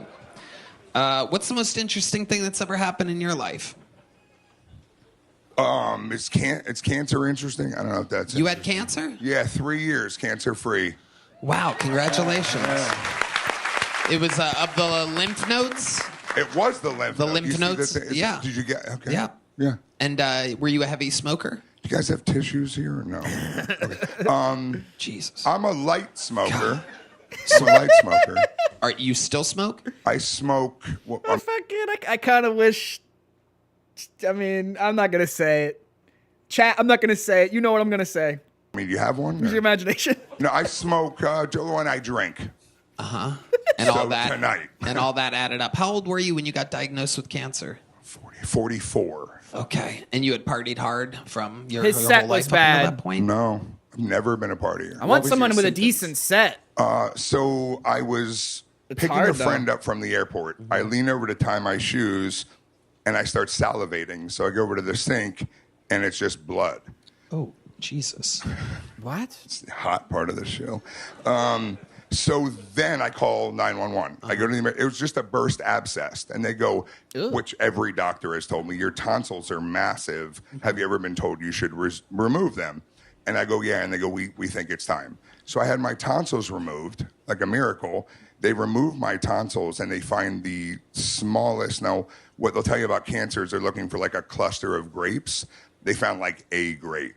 So I had like a 99% cure rate. I knew I was going to be okay. But Still had to throw the kitchen sink at it. So 35 rounds of radiation, 7 rounds of chemo, 56 pounds lost, feeding tube, all the stuff. Yeah. Cancer. I mean, I can make that funnier. I could polish that pig up if you want. I'm just saying I do have a joke, but I don't want to. Can I say it? I think we all have cancer now, Jimmy. It's oral. Oral. Got it. All right. Well, you really have kids?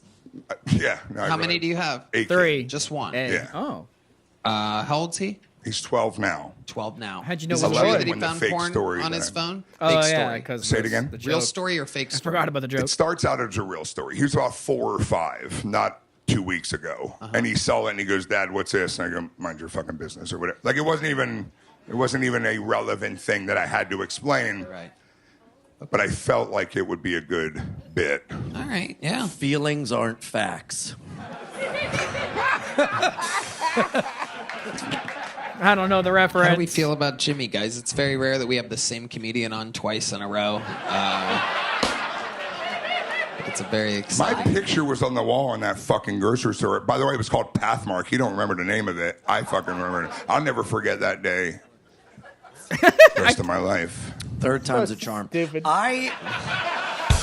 I like you, Jimmy. You oscillate between like funny and then like trying too hard, but I Yeah. think you're naturally funny. Like some of the stuff, like some of your mannerisms and like I like little that. lines were I thought were like very funny, but then it's like I don't know, like you try to be fun. I would suggest like just be natural and like you have a very compelling, funny story to tell. I think stick to that and just be Yes. yourself more. And I think Seriously, you'd be great. though. I thought Yeah, it he was trying I too was hard. laughing at some parts. I'm taking all that. Same. Because if you have 60 seconds and you laugh at some parts, that's pretty good.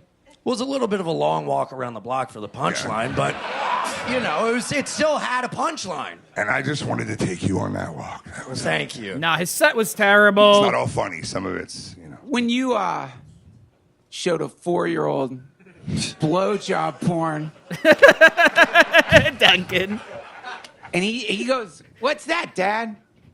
You really said he said the same. Yeah. nothing. Shut the fuck up. There's no way he said that.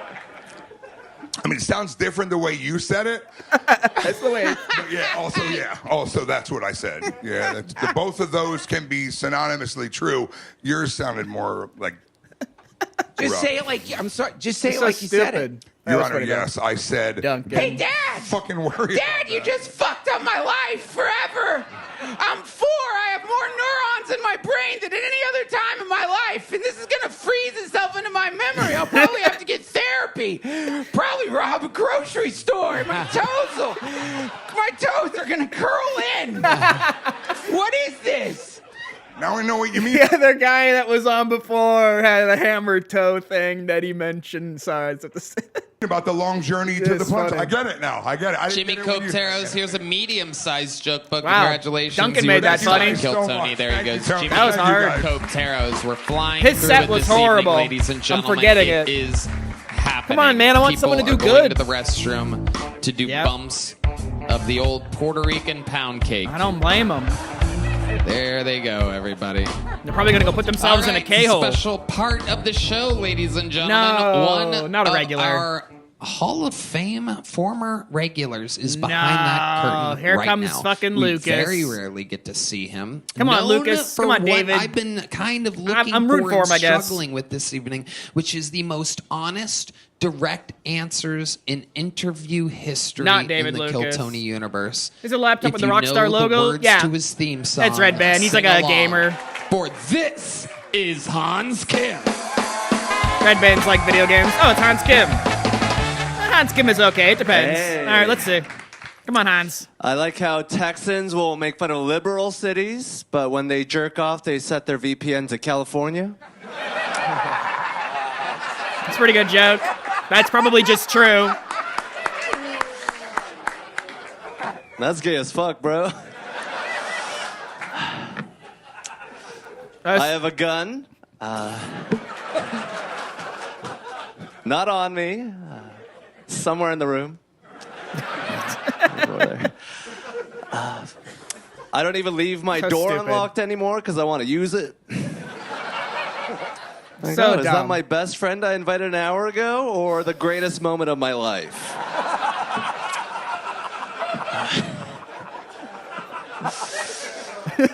I have an AR-15. It can shoot 600 yards. And I through can't- four I can't houses. even imagine being mad at someone that far away.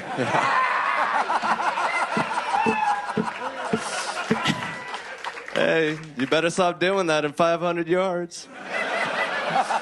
All right, that's my time. Thank you so much. Showing the difference between golden That was ticket all right. winners, bucket pulls, and true full-time regulars of the show. Former weekly He did good. regular Hans Kim is back, ladies and gentlemen. Hello, my sweet, sweet Hansi. Hello, Tony. Thank you for having me. I sorry about this weekend. I totally fucked up. Oh, that's right. You guys want to hear a fucking behind-the-scenes awesome showbiz story and how absolutely insanely autistic and retarded Hans Kim is, everyone? Let me ask you this before I tell them the story. You don't have to say the number. Don't say the number.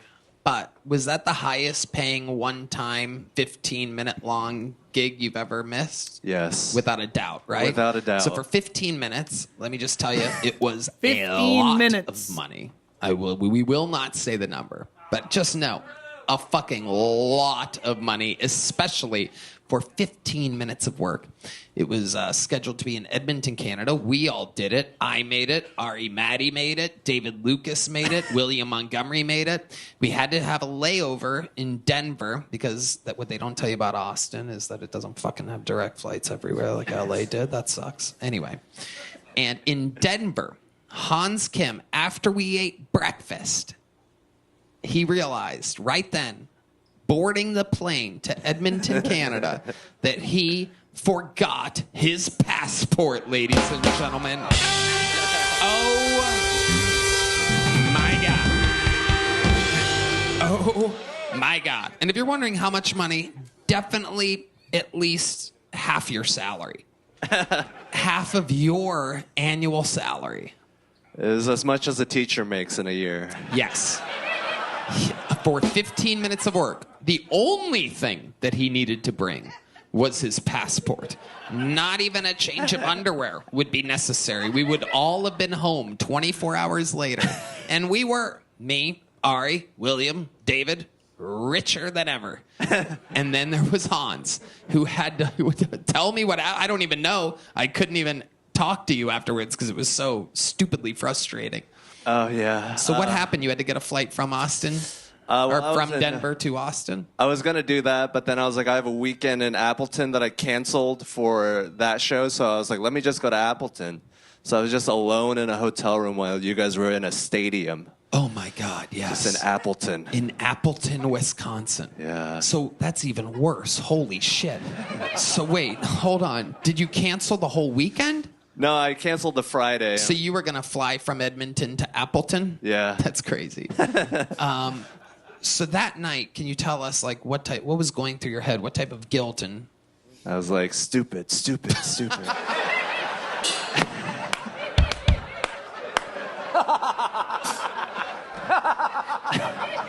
that's what I'm talking about. That's how you answer a question on Kill Tony, honestly. Do you like punch yourself when you're angry and stuff like that?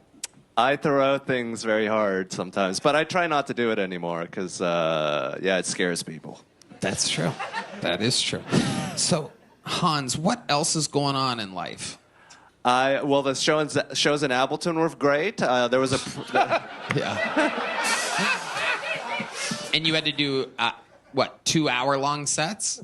2 Saturday, 1 Sunday to make up for the Friday. So I was just like 4 days away from home, just without the teacher salary. Yeah. And there was a pregnant lady in the show, and she had a seizure during my set. Wow, a pregnant lady had a seizure during your set in Appleton, Wisconsin. Doesn't sound good. Yeah, she was fine. She could only handle her liquor. No, I'm just kidding. That's the joke the husband made. That's a joke the husband made. That makes it even Giving funnier. credit where it's due. But yeah, That I was makes like, it name funnier. the kid after me. But yeah, she was seizing up. I guess that's something that women do when they're pregnant. No, it isn't. I don't know. Maybe she. Wow. Maybe she was a liberal. That's stupid. Was it at a specific joke? Was there something that what it was? Yeah, it was like the Chinese. A lot of people were racist to the Chinese during the pandemic. Which, as a Korean, I say, let them have it. Pretty good joke. Yeah, they're the ones that decided to eat bats and pangolins. I was just eating dogs like a good Asian. That's right. Hans still got it. I don't know. He's Korean. You could say it. He's Everything Korean, else is man. Good, Hans, what else is going on? He's literally Korean. See, and this is what I always explain to people and say to them. He can say that joke because he's Korean. I got Irish in me, Polish in me. I can say white shit. You know, that joke is funny because it's such an annoying, tropey joke. But that's why I like Hans. Hans won't always have the best sets. Hans was the worst when they had him up every single week doing 60 seconds. But that joke right there is hilarious. And this right here is a Korean man. So I don't know, man. If that makes me racist, well, then I guess I am that percentage of racist because that was great. I was just eating dogs like a good Asian. That was really good joke. Hans still got it. Just eating dogs. Wow. Maybe he could have even said dogs and cats. He could have said I was eating dogs and cats, like a good, Everything else extra is good, tag. Hans. What else is going on? It's pretty funny. I have a bulletproof vest now. What the fuck is going He's on? got a with bulletproof you? vest. I've thought about getting a bulletproof vest, but I think it's just not worth the list it would put you on. He's the Virginia Tech shooter 2.0. Why would you ever want to have a bulletproof vest, though? I mean, I don't know. Why do people want anything? You know, why does a guy want, like, a katana? I just think it's weird, the obsession that because someone owns something. I'll tell you one thing. I wouldn't own, like, grenades because that just seems scary. But, like, I wouldn't be afraid that somebody with a katana is going to go attack a bunch of people. And if I saw that somebody had, like, body armor and they were just willing to, like, show it to me, like, yo, do you think this is cool? I think it would be cool. But that's just me. I don't know. It's kind of like, not like just Landmark, but who's that other guy, too? Is it Landmark? Landmark and, like Clean. Clean has all kinds of, like, ballistic helmet, vests, guns on the wall, real guns, a real MP7, and nobody's like, oh, this guy's about to start killing people. I don't know. I think that shit's cool, though. I think it's cool. I mean, yeah, it's a force multiplier. It's a force multiplier. I have a battle belt. What do you mean? Wait, what? What's a force? What do you mean? Like, if you have a bulletproof vest, it multiplies how much force you can inflict on your enemies. What? What do you mean? Like, if you buy another gun, it's not like you're going to dual wield 2 AR-15s, so it makes more sense to buy, like, gear that'll help you in a gun battle. So. This has gone from an interview to evidence. Yeah. It is kind of wild. What are you going to do? Oh, wait. We get the ad going. Hold up. Let's go back a bit. Sorry, I didn't notice the ad was going. We'll take it back like 30 seconds. We'll chill. It's getting hilarious. It's so true though, dude. Somebody has a shot. Okay, you shouldn't use an AR for self-defense. Unless you have some specialized type of ammo. You don't got no ads? Yeah, but you never know. I mean, I don't have like the viewer count shit, so I don't have like a viewer count or a viewer list. I'm just gonna, it's something I've been doing lately. It just depends on what we're doing. If we're watching something, we can at least chill for the ads. There's only 30 more seconds, so. No, but seriously, what he's talking about is kind of funny because, like, well, I wouldn't use, like, an AR. You don't want anything that's gonna, like, penetrate. American houses are made out of paper. But anywho, besides that, it's kind of funny, like, people have all kinds of shit for home defense, but the second somebody buys a ballistic vest, now all of a sudden they're weird. I don't think that's that weird, though, if you think about it. If someone... Well, if you have cameras and you live in your house and someone's trying to, like, break into your house and all your shit's locked up, that's really sketchy. You have to like quickly identify, like, is this like a drunk person? Is this like a mentally ill person? Does this person even know where they are? But if someone is literally like looking at you and trying to break into your house and like get to you and you can see them, bro, at the least, I'm going to be at the top of my stairs with a baseball bat, like swinging down at your fucking head. Are you kidding me? Because that's sketchy. You'd have to be a very small person. You'd have to be like a kid or like a lady for me not to be scared of you. But I'm just being honest. But nah, you shouldn't try and just shoot people. That's the difference, though. You have to realize that the person breaking into your house when you're clearly there, that's such a rarity that it's not really going to happen. And if you're a high-profile enough person that you don't have, like, security and cameras, well, I think you're just kind of retarded. But, you know, if you're just, like, a random nobody person... Like, you know, break-ins happen around here. It's not like it's never happened. But the last thing that happened around here and the closest to us was somebody broke into a business. It's like a gun dealer guy. He has guns and he has like a shooting range and whatever. Like, he has like a whole building up there. But that kind of it's kind of crazy that that's what you would break into. But people don't really break into occupied houses around where I live. It's not really a thing. I'm just saying. 2.0. Anyway, sorry. Little tangent there. I mean, get back to the video. Yeah, it's a force multiplier. I have a battle belt. What do you mean? Wait, it's a force multiplier. What do you mean? Like, if you have a bulletproof vest, it multiplies how much force you can inflict on your enemies. What? What do you mean? Like, if you buy another gun, it's not like you're going to dual wield 2 AR-15s, so it makes more sense to buy love the logic. gear that'll help you in a gun battle. So. This has gone from an interview to evidence. Yeah. It is kind of wild. What are you going to do? Nah, because I see why it's troublesoming for others. See, the thing is, there are a lot of guns in this country. Here's the issue. There's a legitimate threat and like need to have guns in some places because you live out in the middle of nowhere and it takes 45 minutes for the police to get there. What if it's like a bear, like a rabid bear or like a coyote? The thing is, I worry about shit that's probably never gonna happen, but I would never shoot blindly outside my window. Dude, you would have to have somebody with a gun shooting. Like, into your house for it to make sense to just start shooting them. That's the thing. I'm serious. If somebody was trying to break into my house, here would be the order of operation. I'd go to, like, a window, and I'd be like, yo, what the fuck are you doing? And if they're so mentally lost that they're just zombie or meth cracking their way into my house, like, yeah, we're gonna call the police, but, like, that's kind of fucking scary. You gotta think about it that way, dude. Imagine having 5 people or a bunch of people inside a house and someone's still trying to break into your house. So that's the logic that I would go by.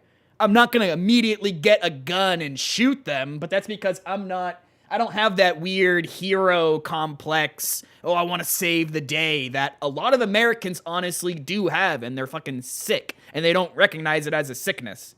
They're like, oh, well, if someone's trying to break in my house, I get to shoot them dead. I would do everything in my... See, I'm not trying to get dramatic here, but I've witnessed some horrible shit. Believe me, you don't want that. You think you want that, you don't.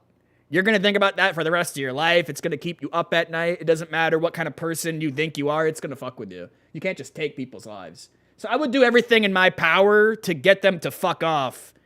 But if somebody is breaking into my house and like going zombie mode, that is pretty sketchy. Eventually it's going to be like a baseball bat or a gun, or I'm going to be like, you know, again, you'd have to be like a very small person for us to like subdue you. And remember, it takes 45 minutes, 55 minutes for the police to get here where I live. And I don't even live in the middle of nowhere. That's the weird part. There's just not that many police around here. With all of this stuff, Hans, do you ever have thoughts about it? Yeah, I think about shit hits the fan, SHTF a lot. Wait, what? SHTF. I've been watching a lot of YouTube about this. Nobody knows what that is. You're a prepper. You're becoming a prepper. Thank you. He bought me a long-range walkie-talkie recently. I don't know if if that means I'm That's safe. cool. That means I'm safe. Oh, I a don't know if that means I'm walkie-talkie. safe. Oh, a red man, I get you a gift. Funny. I don't know if that means I'm safe. Do you want the walkie-talkie? The shitter hit the fan. Meet me at 2:30. I'm sorry. Oh, The red man's I put the joke walk was actually pretty in funny. walkie-talkie.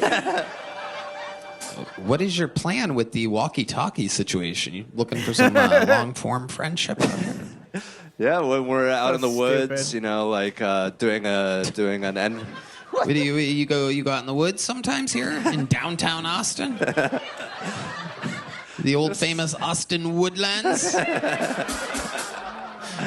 What the fuck are you talking about? Oh, has it been going with Tarkov? I mean, we played like 100-ish hours of it or something like that. I've been having fun. I was having fun with it. I did. I had a lot of fun. I've mostly been watching people play it though. Funny stuff in my city, when you need the police, they disappear. Yeah, classic. I remember one time someone was shooting in a bar and police took like 2.5 hours to go there. And then they only just ask if it was all right. And like, yeah. I mean, stories like that are all around. People don't realize that like police in most places, it's not like they're not like one concrete, consistent thing. So I'm lucky. Well, even though it takes a long time for police to get here, I'm lucky enough to live in a place that has like, you know, relatively low crime to the point where we don't really need police. Just being honest, there's just not that many people. But basically, there's a shitload of shit police all over the place, and then there's a lot of good police as well. And it's weird people not having a nuanced conversation about that. Like, there's definitely shit police. There's middle ground between bootlicking and then just being like, we need to get rid of all the police. Like, obviously, nobody thinks that. I think it's crazy that if I call the cops right now, if I call 911 right now, do you understand the last time we called 911, they called us back after like 30 minutes. See, these stories aren't going to sound real though, Chonkalanka. We can just say real stories. I believe you. I know your story's real because they called back after about half an hour. They called back and they were like, so do you still need us to come? So it's just, if you live in this kind of area, I couldn't imagine living in the actual woods, like further up north in Maine. Because, again, you'd think I'd live in the middle of nowhere, but I really don't. Like, it's not as crazy as you'd think. But that's because that's the amount of police. So that's like most areas. So there's other places in this country where, yeah, the police won't show up for multiple hours or for multiple reasons. Super rural area or like a super gang-ridden area where they know people control different things and basically the cops are kind of like whatever, you know? It's kind of like they coexist with each other. Yeah, anyways. It's always funny talking to people that are just like bootlickers. There's like really no other way to describe them. Like, well, you know, 99% of cops are fine. It's like, I wouldn't really put it that way. If you think 99% of police are just fine, that's really... Bro, police don't think 99% of police are okay. Like, what are we even talking about? I'd argue it's more like... There's probably, like... With how corrupt and how fucked, like, the government is, again, on top of it, I've seen people in protests where like one side was rioting and there was just some person standing off on the side and they just got like pelted with a giant rubber bullet, rubber canister thing. I've just seen crazy shit in this country, so I'm not gonna... I'd say it's more like 30%. Like 30% of cops are human garbage. I bet if you asked most cops, that's the answer they would give. 'Cause they fucking see them. 40% of the cops in the U.S. admitted to being domestic abusers. 99% is definitely overinflated by a lot. Exactly, I agree with that. Like, well, I was saying somebody saying 99% of cops are all good. Oh, I see what... sorry, I can't tell if we're, like, agreeing or confusing each other here. Yeah, I don't agree with people that say 99% of all cops are good. I would say like 60%, 70% makes more sense. And that's kind of funny that 40% admitted to being a domestic abuser. That's kind of weird. They admitted to it or they got like charged with it. Both are kind of damning. Anywho, continuing on. You know, when that's when crazy. the zombies come, Yeah, or what's we're up, like Alex? traveling, and you just be like, "Hey, Red Band, do you have any more bacon or something?" Red Band's like, shh. Sorry, I'll try and stop pausing it. I swear this will be the last pause for a while. I swear we'll be on pause cooldown. People live in areas where the cops are super chill and everything is chill, and then they just don't understand the reality of cops in other areas, where cops in some other areas are extremely sketchy. And it's like, you know, everybody knows it. The people know it. The cops know it. The governor knows it. Like, it's not like the people there know it. So it's just kind of a weird thing, you know? They're definitely very gang-like in a lot of areas. It's kind of crazy. It would kind of shock people, I think. I mean, we have full-blown documentaries that are like multiple years old where they take down like entire cop precincts. The idea that corrupt cops don't still exist now is crazy because we're in some of the most corrupt and, you know, the difference between the poorest poor and the richest rich is the widest it's ever been. So obviously there's going to be some super fucked up cop shit. Plus, you don't get paid that much. Most of the cops, you don't really get paid that much. Maybe like the sheriff, like the sheriff of the whole department, maybe they get more money. I'm not going to pretend to know how it works, but I know police is not some high paying job. So remember that as well. It's kind of like teachers. Teachers, cops, they should be paid more and they should be held to a higher standard. Anyway, sorry. That's Yapping literally a all lot. I have is bacon. And fast sums of bacon. Have you guys communicated with these walkie-talkies? A little. Yeah. A little. Yeah, you're safe, man. I won't shoot you. Did you get that vest? Wow, what are you guys talking about? He's telling me you sent the vest. Like, hey, we don't. I mean, we were in the same room when we did it. So. Wow. That's so dumb. Truth comes out. We were in the That's what same I'm talking room about. when we did it. Good, honest interview. It's so much easier than people think. Both parts, really. The stand-up, be real. That's what we tell everybody. The interview, answer honestly. We were in the It's such same a room. Testament. The difference between people trying to blow up their answers and just being real. It's so funny picturing you two in the same room, like, shh, yeah, can you hear me? That's fucking so dumb. What did you guys talkie about? It was at the Secret Show every Thursday, and yeah, we were just like, "Hey, a long you're gay, episode. I'm gay, we're all gay." Yep, that sounds about right. Yep, sounds about right. Well, ladies and gentlemen, Hans, you've done it again. An amazing ads, minute though. and an unbelievably compelling interview. One of the biggest legends in the history of the show. He is at Madison Square Garden on August 15th. That was Hans Kim. One more time for That Hans was Kim, Hans Kim. everybody. Ooh la la. From Walkie Talkie to the Mighty Heidi. Wow. Ladies and gentlemen, I pulled another name out of the Mighty bucket. Heidi. Make some noise for Chris Cilio. Chris Cilio. Oh, shit. All right. Blind guy.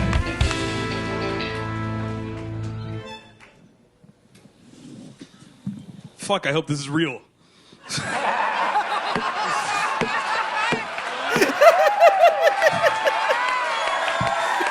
So dumb. Come on. Give him more time. Give him more time. Don't What start a the timer. hilarious prank that would be. Chris, it's your big break. It's Kill Tony. It's an empty warehouse. I hope this is real. Nobody's here. Here we go. The blind guy. Finally, Kill Tony has started. Oh shit! All I did before I went blind was jerk off and play video games. and then God shit. was like, "That's enough."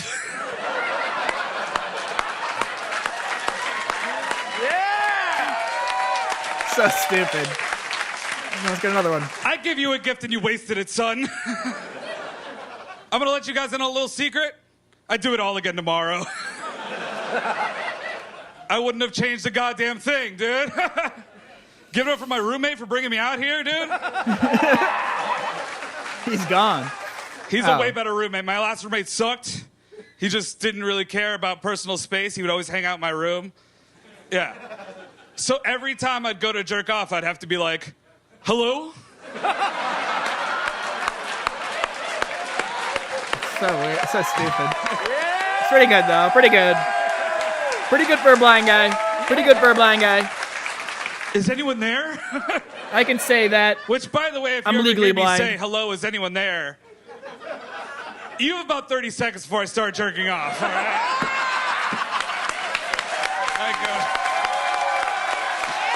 Wow. Wait, am I retarded? Which, by the way, if you ever hear me say, hello, is anyone there?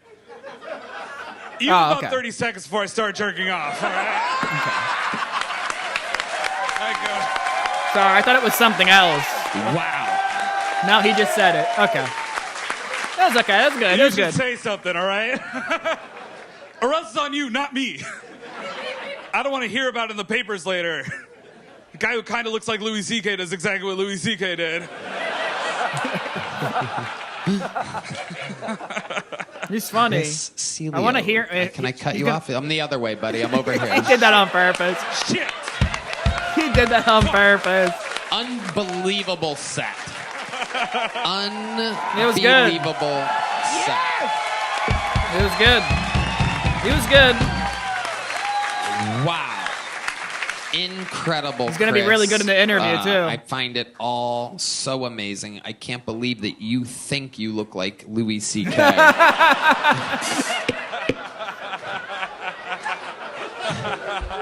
More like Louis can't C.K.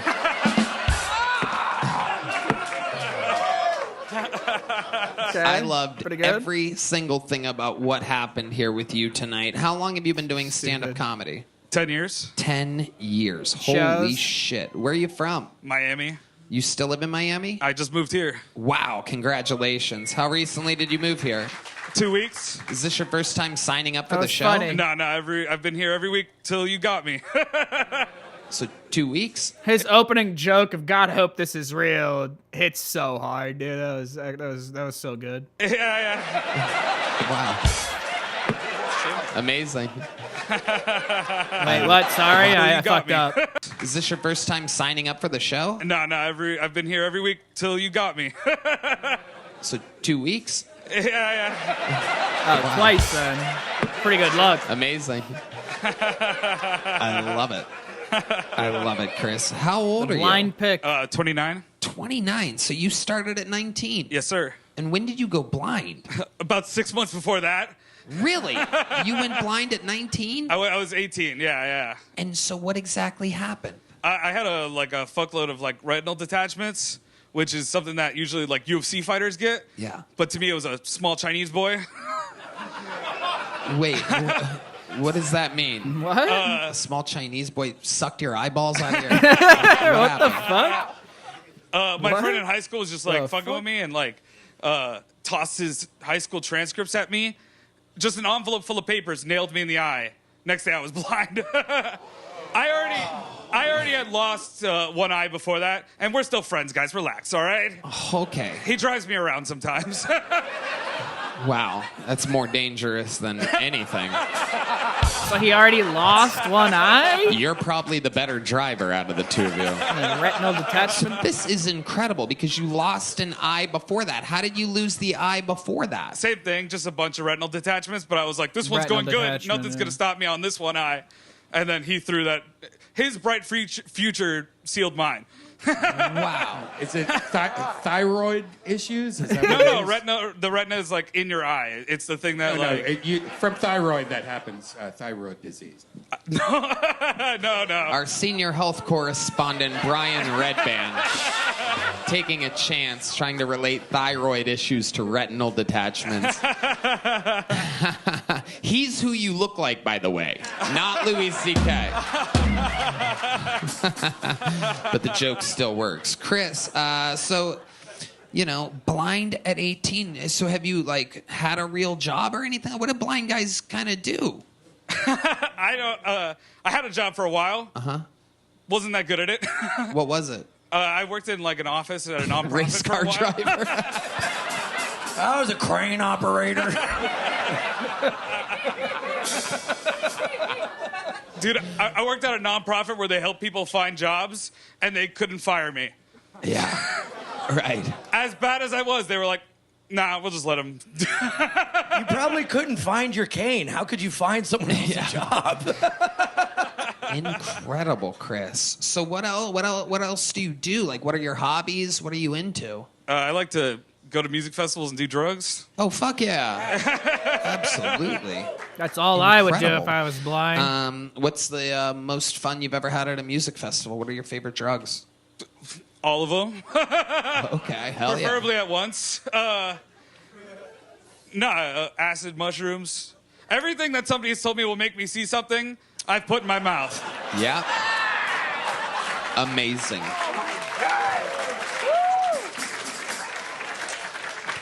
That's exactly what I'd be doing. Do you see when that stuff happens? Like, I Can see mean, I'd shit. imagine that you still see stuff in your dreams. Am I right? I can still see in my dreams. Yeah. And it's completely black. Other than that, yeah. Even on all the psychedelics, like it's great. I love psychedelics. It feels like all of my senses are turned up to 11, except for sight that's still on 0.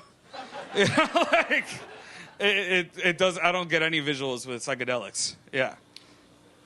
you don't get visuals on psychedelics. No, I've done all of them. Wow. Incredible.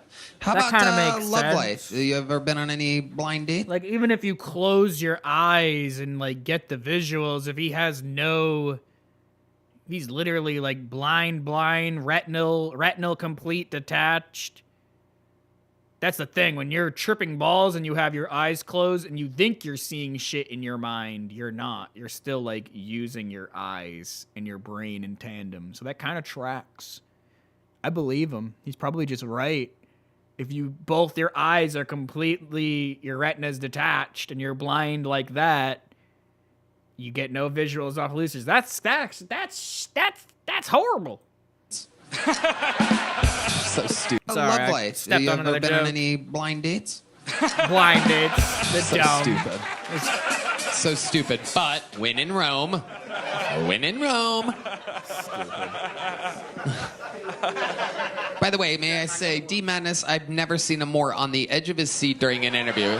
It's the first time he's ever been genuinely interested in anybody in the last 250 They sense each episodes other. of the show. They're brothers. Clearly biased. They told me to tap him up. I was like, I don't know where he is. He told me to dap him up.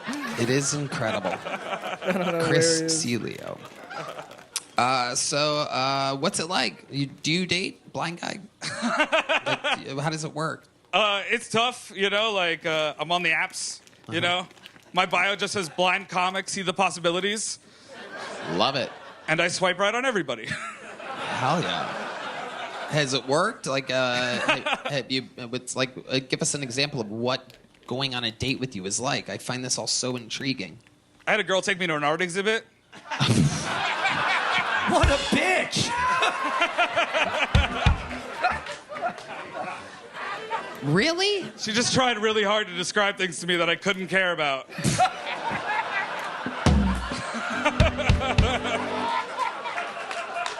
God, that is so fucking funny. It's crazy. Wow. My goodness. So what else, Chris? What are your now that you're here in Austin, what are your goals? What do you want? To do this, man. I want to do this here. Yeah. Yeah. Don't look at me. Keep knocking me worms. When I first went blind, like I had always wanted to be a comic, like even before I went blind, but I kind of forgot about that when just doing a bunch of surgeries and things like that.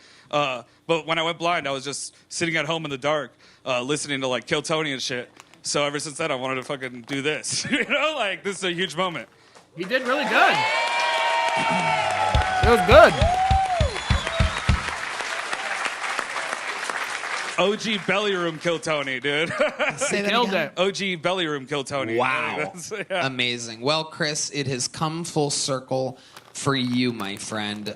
Even though the lineup is out of control nowadays, so many fucking talented regulars and people in the rotation. I have to say that I want to see more of you, and having you sign up regularly would just be a tremendous hassle for you and for everybody else. So let me be the first and only one that matters to tell you that you are indeed the newest golden ticket winner here on Gold Time. Bruh. He did really good. Everyone's now imagine if that pepperoni fucking guy got it. on their feet, Chris. They're going crazy. That was good.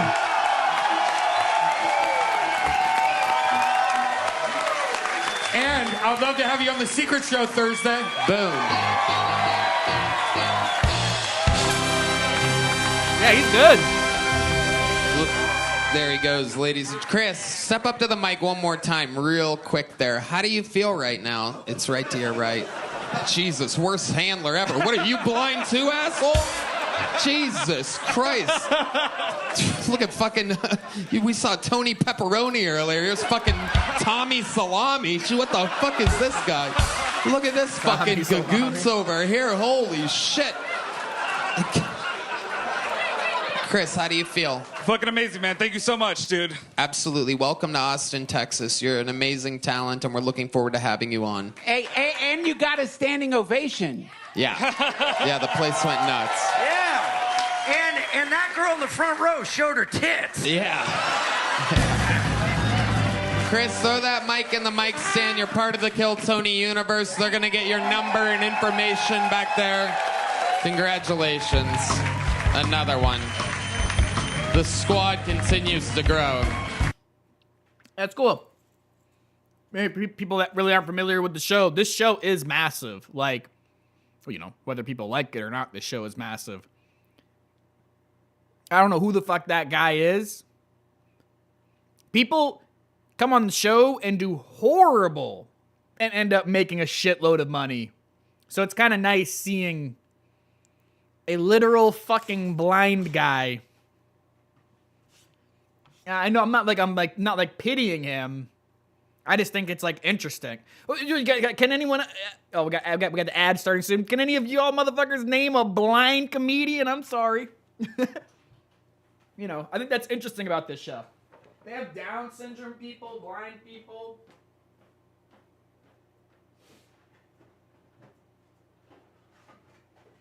It's like they're definitely just pulling people out of a bucket. I'm not saying they haven't specifically picked certain people, but I think this show is kind of like you wouldn't see any other stand-up show. This show may have some people that come up and say some bad taste, lowbrow jokes, whatever. But this is unironically one of the most inclusive shows in like history. It's kind of crazy. Like if you've seen some of the people in wheelchairs, fucking like people that are gonna be dead in like 3 months. Like I'm not even kidding. They've had a big mix of different people. Sorry, we got ads. We got 30 seconds. Oh god, the crinkling. The crinkling. You hear nothing. We got 20 seconds. Yeah, his set was really good.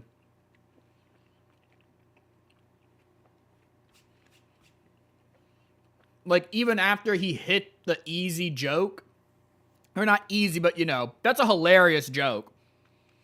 I hope this is real. Like, it's a good opening.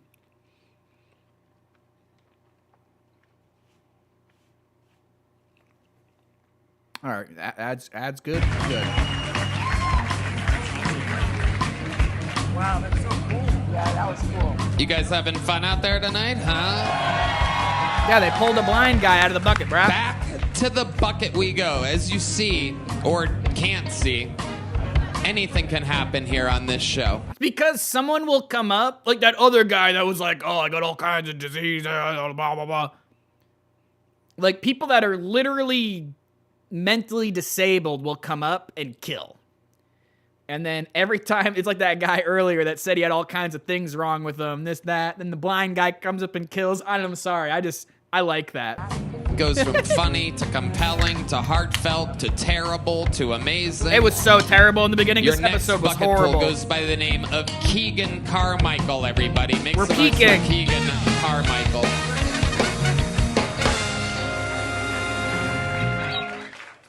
Kurt Colame. Okay, sorry. That's that's all I got. That's all I got. My dad would always tell me, alcohol will never fix anything. Then why did you carry beer in your toolbox? Yeah, you didn't think I noticed. Hey, I've been doing comedy. Comedy's tough. As a comedian, I haven't gone on the road, but I'm pretty close to being on the street. Okay. Hey, I wish a story really did come with two sides, because I would love to read a book with mashed potatoes and coleslaw.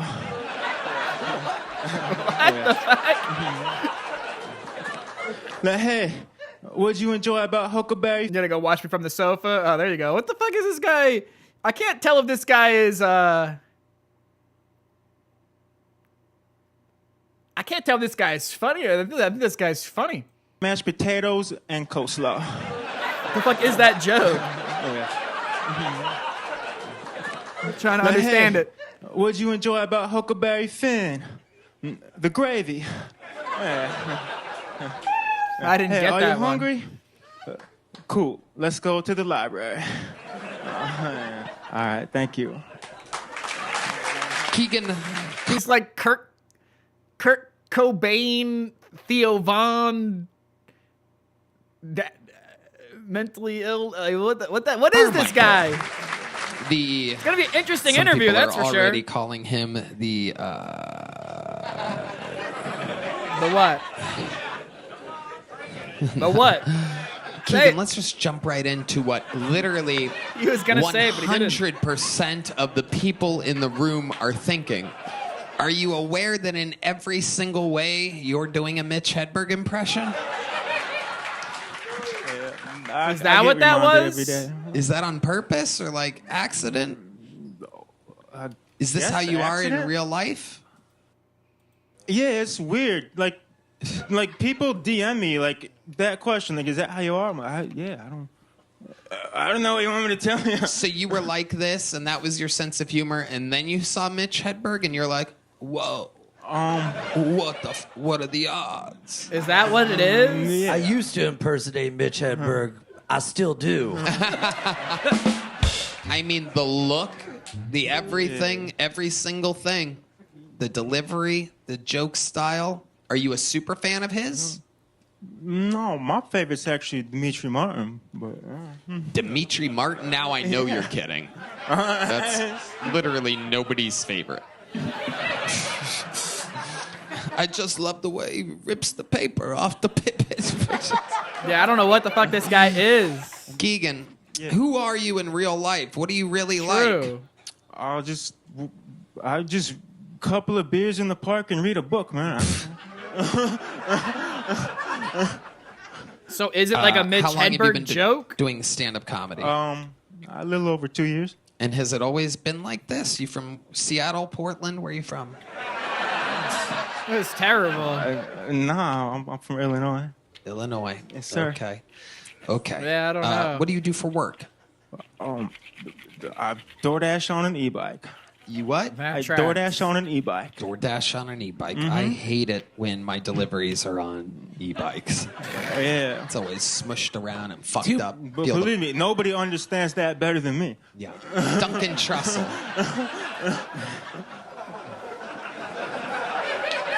It is funny. Like, your spirit definitely lives on through him. Not quite as powerful, obviously, as the late, great, super amazing Mitch Hedberg. But, I mean, you do kind of got it down. You wrote those jokes? Can I just understand? It's just he's just like before my time. I at least want to like look and see if I even recognize. I mean, he dead now. He got to be dead. All right, thank you. Hello.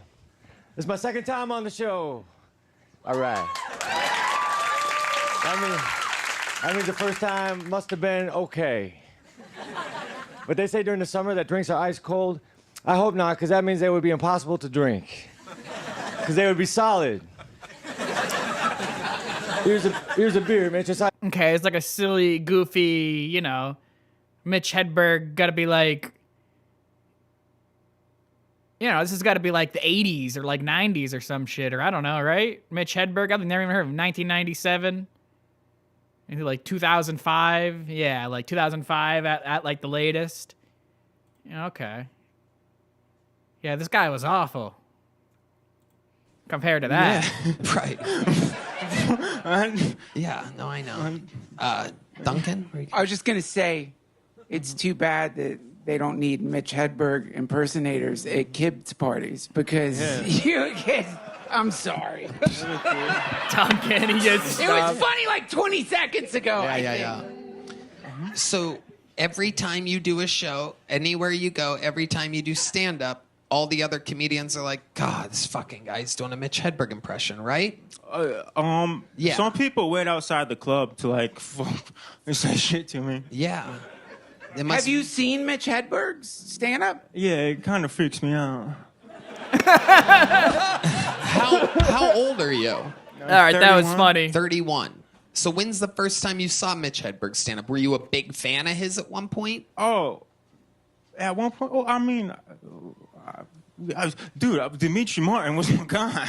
Again, I hear you. That's funny and all, but seriously. We're all like witnessing, like it is like a Mitch Hedberg impression. Did you always talk like this? Is this how you talk in real life? Yeah, Tony, I don't know what to tell you, man. Okay. Nah, get him out of here. Can you do Get a him out Christopher here. Walken impression? True. What the fuck? I don't watch movies, man. What? Keegan, most interesting thing about your life, tell us. What would we be intrigued to find out about you? 31 years of experience at being Keegan Carmichael. Tell us. Yeah, I hate that question. I have a cast iron pan.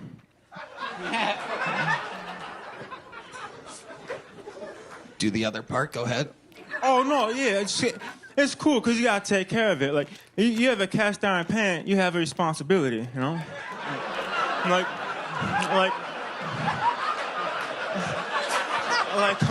you know, yeah,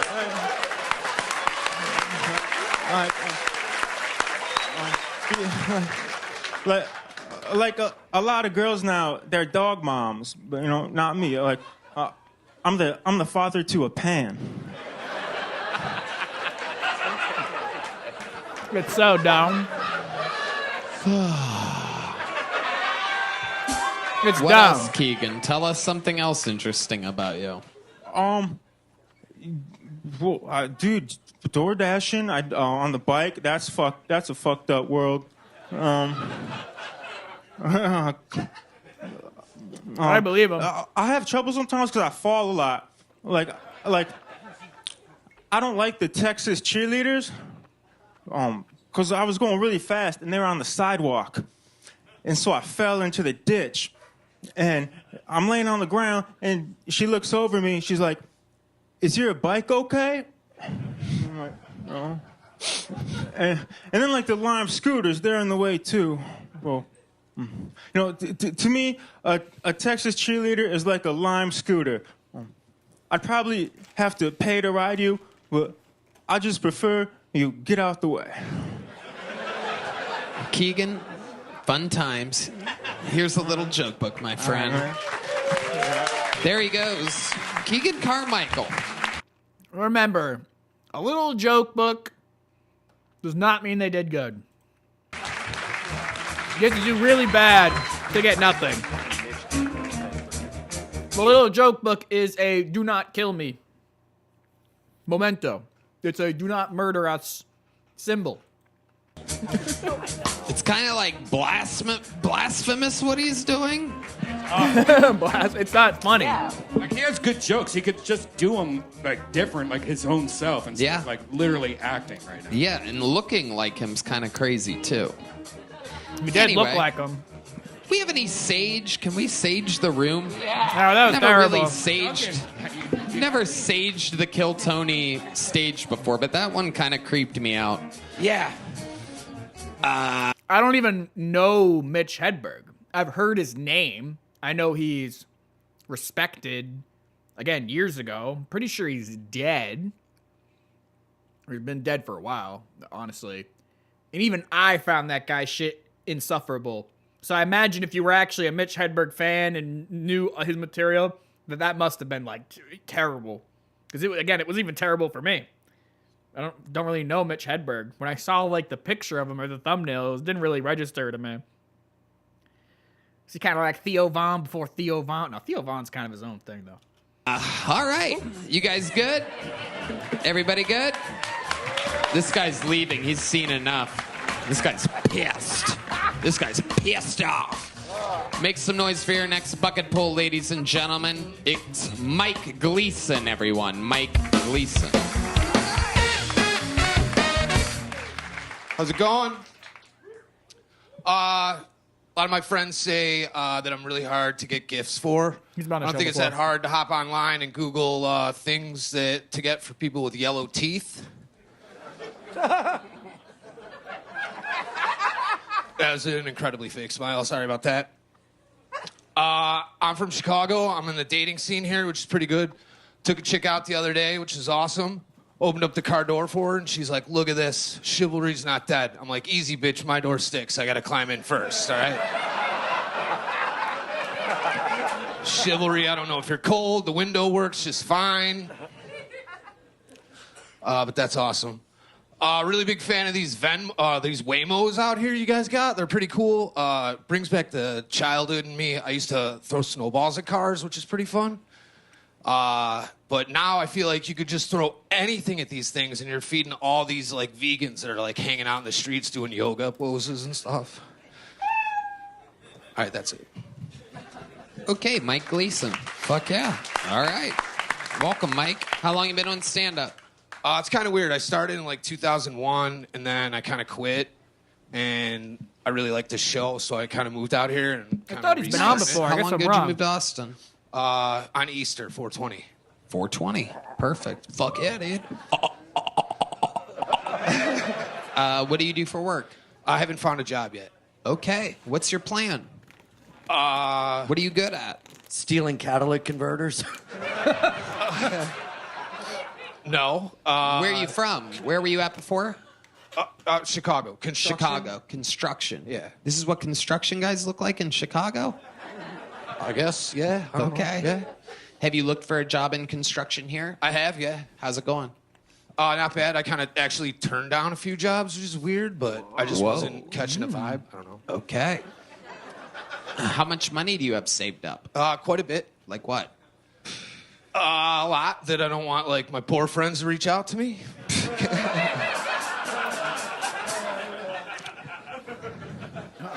I mean, do you really need a number? It's not a lot anymore, but it was enough to get me out here. I'm doing the Hans Kim thing, living in a trailer. Nice.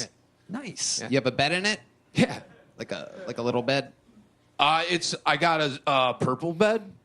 Nice. Look at that. Very good. You're Shout doing out to good. Purple. You're doing good. Kind of turned on the vape and forgot so about it. what do you do for fun, Mike, when you're not doing stand-up? I like to frisbee golf. People watch is a huge thing for me. Yeah, people watching's fun again. Yeah. Fentanyl's out. Trump stopped fentanyl. Crack is back. People watching is more exciting than ever. There was nothing fun about that fentanyl phase that we went through under the Biden administration. And now crack is back thanks to the reigning, defending president of the United States, Donald Trump. It's just like so retarded. There's more people dying of fentanyl now than ever, dude. Like, what are we talking about? And 300 people just shut the show off right then. I don't know if you guys heard that, but that's what they do because they literally can't hear that without losing their mentally ill minds. Mike Gleason, tell us what the most interesting thing It just seems unnecessary to inject shit politically like that when... Again, I can tell you if you look at the actual numbers of people like ODing on shit, it's only going up. I'm not blaming Obama, I'm not blaming Trump, I'm not blaming Biden, I'm just saying it's so dumb when people are like, Trump fixed people ODing. It's like really not true. Just go look at the numbers. Anywho. Your entire life is. It's our first time meeting you. Might as well spill the beans. I'm an overshare. I like to overshare. Why don't you start right now then? I'm an oversharer too. Overshare, huh? Yeah, all right. Fuck it. How I got my money, I worked for Tesla and got the shit kicked out of me for actually being the only one there who knew how to do shit. They, like, hired everybody out. Like, dude, I mean, I would not buy a Tesla or any of their products. They're horseshit. I know, sorry. Wow. You don't want to hear that, but... Engineer shit or what kind of shit? Dude, it was like I was the only roofer there, and there was not a pitchfork in sight. And I was like, what's going on? You were a roofer? Yeah, solar roof I did. Okay, solar roofing. And like Red everybody band. was in Are Texas. you at my house? Nah, but do you know what I'm talking about? Are you having a Yeah, he has a solar roof. He makes money off of it. Yeah, I sell it back. Yeah. But yeah, I could tell what I know what you're talking about. Yeah, it's like that. We were doing jobs, and they were like, they didn't like check out where the sun went. And then we put it on, and there was like a huge house behind it, and it's blocking all the sun. So we went back like 8 times, and they're like, yeah, no, it's definitely the install. And I'm like, no, it's the guy who designed it. Like, there's a huge house blocking the sun. Okay. Yeah, so I got a lot of money from him because there was a dude there who also did cedar shake roof. Beat the ever-living shit out of me. Like, I was with my hands up, like, I'm 40 years old. I like this job. I don't want to lose it, you know? And like, he beat you up? He beat the crap out of me. Like and then punched you in the face, kicked you in the ribs, the whole thing? The whole thing. Dude, he took my helmet off and smashed it off. Like, if you get my phone, I think I have my... Like, you could read what... Like, Tesla sent me everything that all the dudes wrote, and it was hilarious. Like, they're like, he was a pussy and all this shit. And then they slammed the helmet off of my head. Like, everything that this guy said. He kept saying solar panels need sun. Well, I was getting suggestions of getting shut down all the time. Uh-huh. And they beat the shit out of you. No, one guy did. Right. So, but you made a bunch of money because of that? Well, I fucked up my hand in the fall, and then, like, I don't know, the chick who did the surgery, like, left some metal in there. I was like Wolverine for a little bit, and then they took 3 bones out. So, like, the settlement, I got a hefty chunk of change. A hefty chunk of change. How much? Again, just Can I tell you how much is left? Yeah. It's probably funnier. Sure. Like 5,000. $20. Okay. I mean, it. He probably only got like 10 grand. I'm buying leather jackets. It's in the middle of the summer. Like, people are really dumb. They settle way too fast. He probably got like 10 grand, 20 grand. Let's be honest. I'm not spending well. Wow. I doubt you he got a got that female much. surgeon? Yeah. And she left metal in She your was hand? pregnant, too. Pregnant chicks hate me. Sorry to interrupt you. Why do pregnant chicks hate you? I don't know. They just smell my, like, singleness and never settled down. I don't know. They just hate me. All right. Yeah. Pregnant guy's chicks crazy. hate me. My coworkers hate me. The sun Seriously. hates me. The sun hates me. Yo, what's with this guy? You ever think it might be you, Mike? Could be, yes. Wow. Could be. All right. Well, that Any got crazy sad. accomplishments? You ever win a trophy for anything? Yeah. I got used to be a good sad. swimmer. Oh. And then I First got- place work.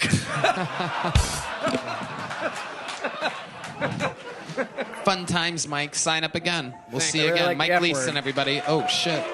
Oh, that's his fucked up hand. He really does have a fucked up. You have to realize that in Texas, if you say the F word, you basically just get like millions of dollars. So, you know, their hands are tied. Up hand. I saw the book bounce off of it, right off the steel plate. One more time for Mike Gleason, everybody. All right, we're coming around the corner here. Make some noise for your next bucket pool. We're gonna keep it moving along. It's Derek Spady, everybody. Derek Spady.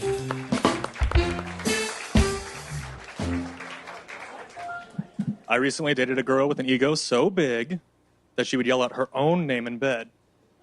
It used to mess with me because it wasn't a very feminine name. Like, who names their daughter Rape? Let's get to some personal stuff. All right, when I was 6 years old, I told my parents I figured out that I was adopted.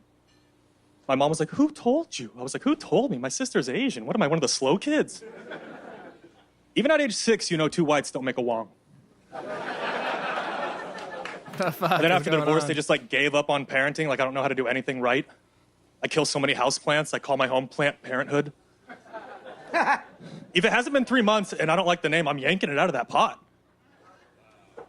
Speaking of which, my girlfriend thinks I don't want plants because she caught me throwing seeds away in the shower one time. This isn't true. I love plants. I want plants very much. And I would love my plants no matter what. Even if they turn out to be transplants. All right, you guys have been great. I appreciate you. Derek Spady. Hi, Derek. Hi. You been on this show before? No, not before. Okay. He didn't do You just terrible. look like everybody that's been on this show before. Welcome, welcome. How long you been doing stand-up? About 5 years. 5 years. You from here? No, I'm from Portland, Oregon. Portland, Oregon. Okay, there it is. I felt Portland energies earlier, and this is why I felt it, because you were coming up. Okay. How long have you lived here? So I'm here for about a month just doing stand-up. I got an Airbnb. Nice, just visiting. Mm-hmm. Is this your first week signing up? Yeah. Look at you lucky fuck. I know. Amazing. Odds were 1 in 300, and you nailed it. Yeah. Are you often lucky in life? No. Right. What do you do for work? So I worked at a Kroger for the last 5 years, and now I'm just taking time off because I saved up Second money. Kroger shout out this episode. Absolutely It's incredible. almost as good as HEB. When I got down here, I was pretty blown away. You be with how good it careful. You be careful what you say. We were raised around Kroger's. We know Kroger's. Kroger's not really that close to HEB. Have you been to an HEB since being here? Yeah. What, 1? 3. 3? Yeah. And what types of things did you get from HEB? The produce is better than the produce I've had in Oregon, which you No wouldn't doubt. expect. It's out of this world. Did Yeah. you try anything from the deli meats, perhaps? No, not yet. Did you try any of the prepared things, like the fully stuffed jalapeno pepper? No. Tortillas? No. No, I Nothing couldn't at all. Well, that's where you will find that there is a complete whole different universe. Un-Kroger-like materials at HEB. The more you try it, the more you take chances, you will find. To be fair, HEB reigns supreme. To be Around fair- here, we like to say, you down with HEB? Yeah, you know me. Nobody's ever said that before, but I said it Well, right in now. the Pacific Northwest, the Krogers are Fred Meyers. It's not exactly the same as the Krogers where you're from. So that's Okay. probably the difference that you're seeing. Okay. Well, you got the crowd riled up right now.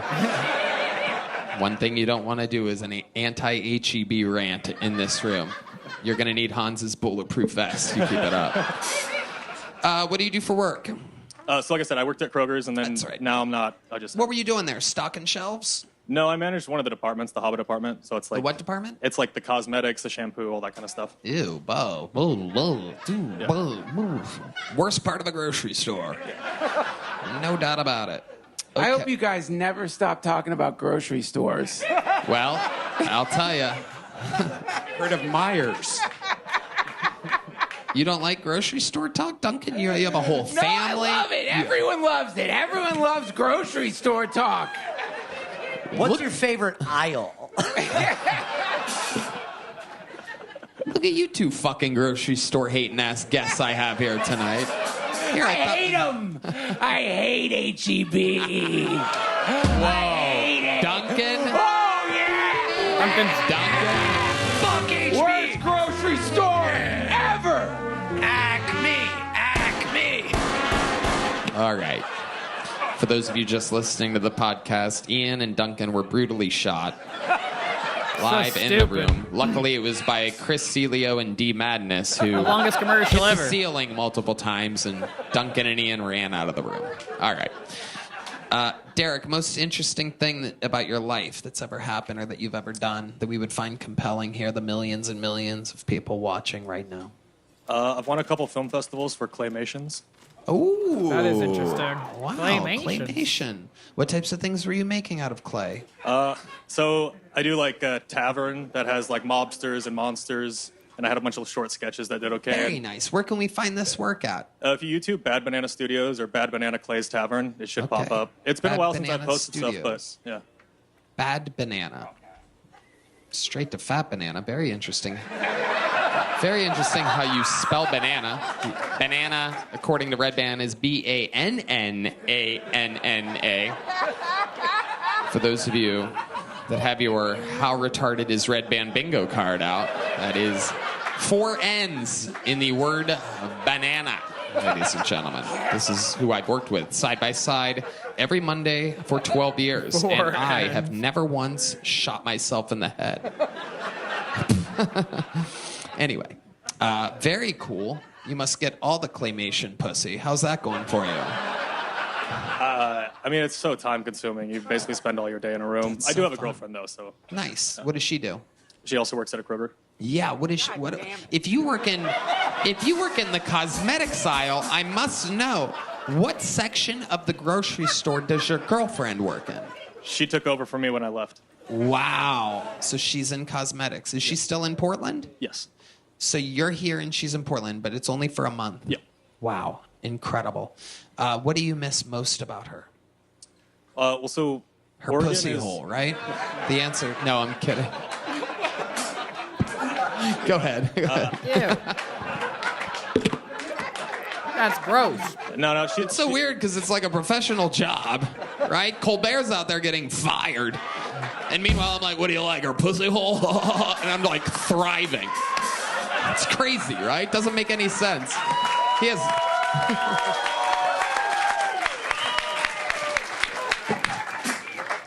Go ahead. She's really funny. For instance, the other day after we had sex, I was like, man, we should figure out some more activities to do. I'd love to do some art together. And she goes, I thought we just made art. And I was pretty funny. Guess you had to be there. Guess you had to be there. Yeah.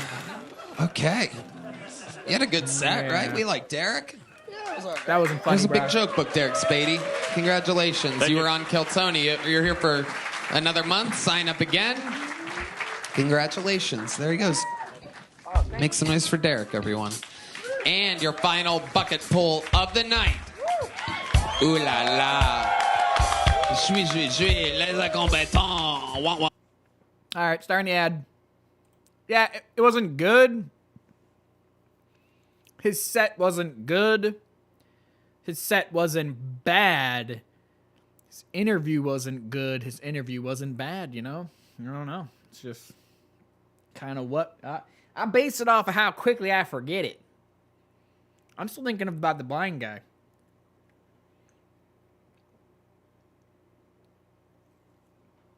Yeah, this episode's mostly kind of been like a meh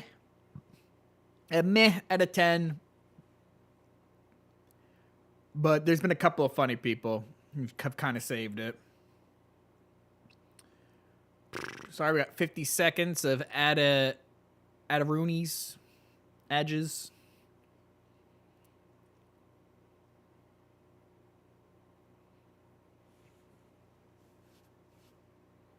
That's like most of these episodes, though, you know? It's a funny person here or there. Duncan's been pretty fucking hilarious with his input. To be fair. Because if Duncan wasn't interjecting in the amount he has and a little bit... He's not, like, killing it, but... It's kind of annoying when they have guests just sit there. But people don't want to, like, interject at the wrong time or whatever, you know? I've been laughing. It's just a lot of it was really bad. Stupid. It started really bad. This Tony Pepperoni guy. Am I smoking crack? Voice crack? Dude, like... No, seriously, though, like... How the fuck did they think that guy was that funny? That was crazy. I thought that was, like, one of the stupidest things I've seen in a long time.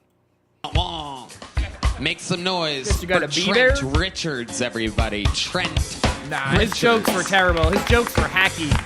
Tony Hackaroni. So my wife, she's been telling me for a while that I need to watch this Gypsy Rose documentary. And so eventually I finally caved in.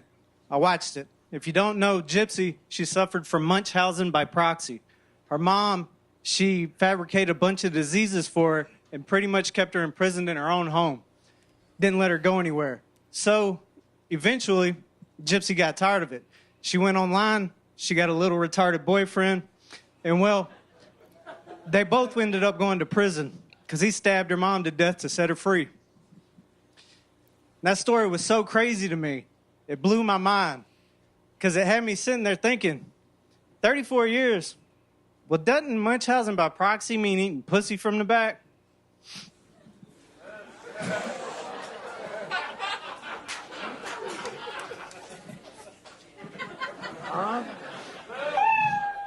That was terrible. That was terrible. Okay, Trent Richards, a 55-second long setup for one punchline. Hell yeah. Eating pussy from the back. All that information Yes, for sir. one little fucking dink. I knew by the way he said retarded that there was nothing funny that was gonna cut. Now you can say retarded. Hell, you can even get away with the F word. No one tonight has. They just keep saying it, just being retarded. But anyhow, I knew the second he said retarded and the way he said it, that he just like interjected it in there as like well, I'm gonna say retarded. You could like hear it in his voice, and the joke was just terrible. I don't even know if I even fully understand it. Okay. How long you been doing stand-up, Trent? 2 years. 2 years. Where at? Fort Worth. Fort Worth. The joke was terrible. Would you consider that joke your best joke? Wait, how many years? Worth.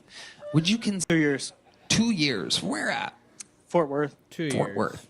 Would you consider that joke your best joke? Or was that something you're like working on recently? Yeah, or- let's get something else. No, I've been working on it. I've been working. I have more jokes, but the documentary came out 8 years ago. That's a good point. And all that information. Yeah, you it's too give, much. It's all just for the eating pussy from the backside thing. The payoff is there. Literally, I looked. It was 55 seconds. You hit the landing at 56. Duncan Trussell. I was actually very absorbed into your setup. I mean that. Something about you, I don't know, it caught my attention. It's like watching Duncan. a Southern one-person show. Like a really sad one-person show. You know what I mean? Like, it's like he's an actor. Like, you really, like, if there was some nice, like, if he redid that, in Red Band, you played like the Civil War soundtrack. It's a good idea. I actually like this idea. Look up some. No, watch. Just watch. Don't even do the punchline. Actually, why don't we Don't have the even band do play the some? You guys have punchline. like any? Is there a way to do generic like Civil War music? Like, But you have to do it like My Dear Gypsy Rose. nice and easy, nice and easy. Ladies and gentlemen, here he is. Do it again, Trent Richards. so my wife, What the fuck is happening? she's been telling me for many years now I love the band. that there's this Gypsy Rose documentary. And that I might just need to sit my white ass on down and give it a view. So stupid. And so I did. I thought about it.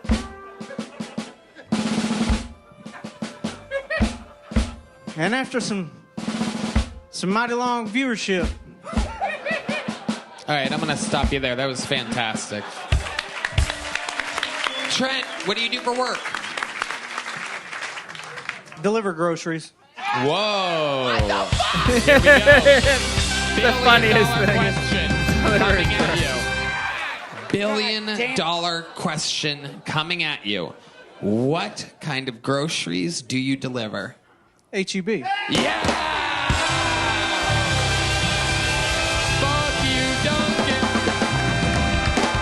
Fuck you, Duncan! The fuck? Fuck you, Duncan! Fuck H-E-B! Fuck you, Duncan! I just noticed how like upgraded the table is, and there's like a screen in it. Fuck you, man! Son of a bitch! H-E-B sucks! Whoa! Whoa! Still hurts every goddamn time. Wow. Them there fighting words, Duncan. How long you been delivering H-E-B? Since I moved to Austin, so about Hey, that 5 table's months. huge. Okay. What's your favorite thing about I'm delivering looking at the table. H-E-B? The rich people in Westlake. Looks nice. Goddamn right. Big tippers, right? Nice You're goddamn fucking right. table. Hell yeah. I'm getting old. Absolutely. booming Thinking about the economy table, here man. in Texas. You gotta love it. Craziest order situation that you've ever had? Any odd moments delivering groceries? You ever get out in Westlake and you end up in one of those like gated communities and fucking shit gets a little weird? Some dude answers the rope with his fat throbbing hard cock hanging out of his robe or something like that. Nah, I had a tranny open the door one time with no clothes on. Wow, that's exactly the type of answer I was looking for. Not in Westlake. That's Yeah, called it's a like- gift. So what did you see exactly? What type of junk was there? What'd you see? A dick? So it was like a woman with a dick? Well, if you call it that, but it had a dick. Oh, jeez.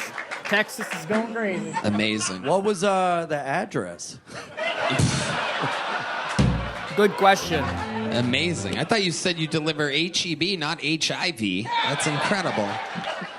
All right, Trent. Well, fun times. We got through it, that's for sure. Here's a little joke book. Sign up again and do Terrible a different set. bit next time. Munchausen by proxy, 55-second setup for one. Eating pussy from the back punchline gets you a little joke book.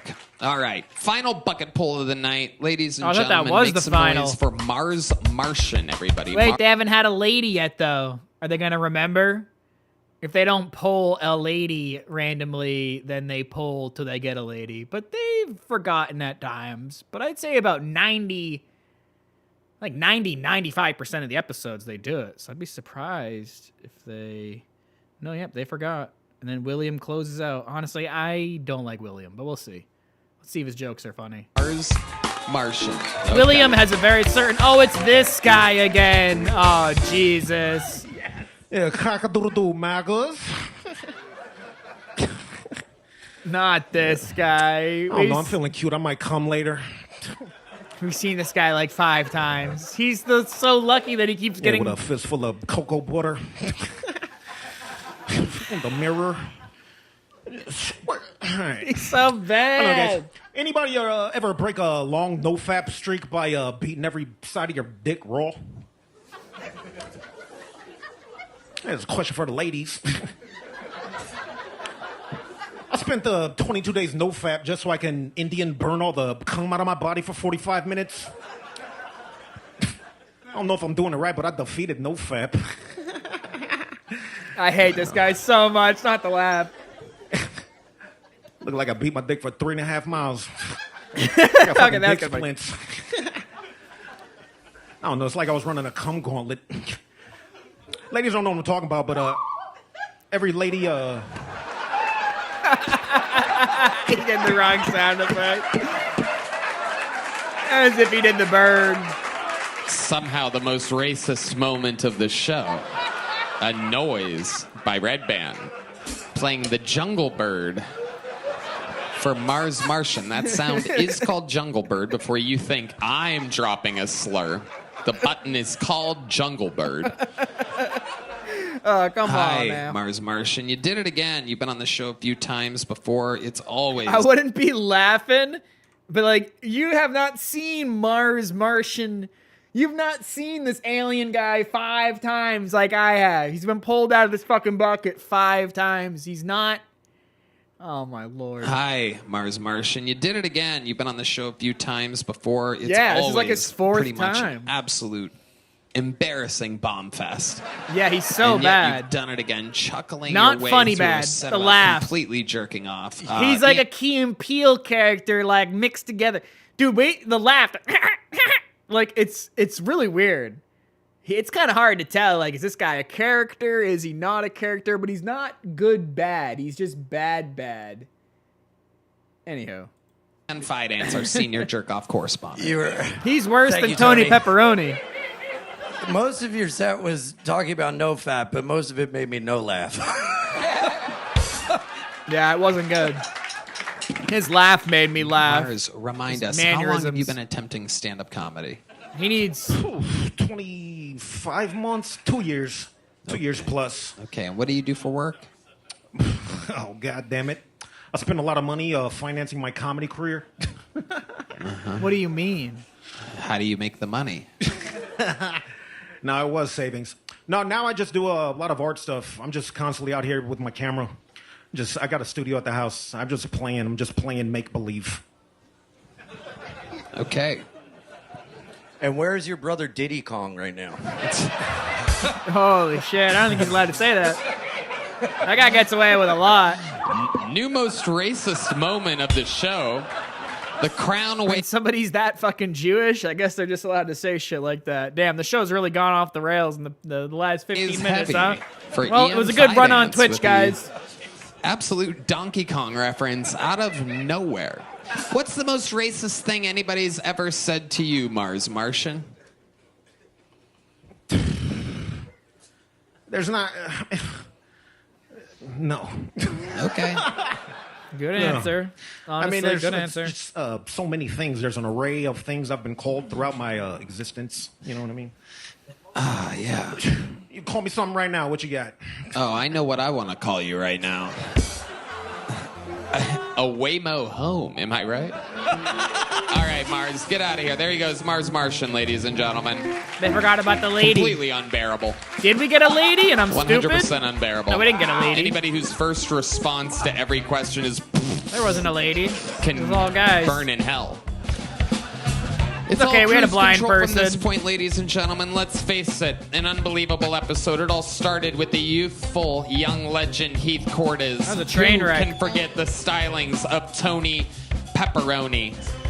We flew through Ian Simon's annoying set. Mark Fitz, the rebel out of Pittsburgh, the curly-toed bandit.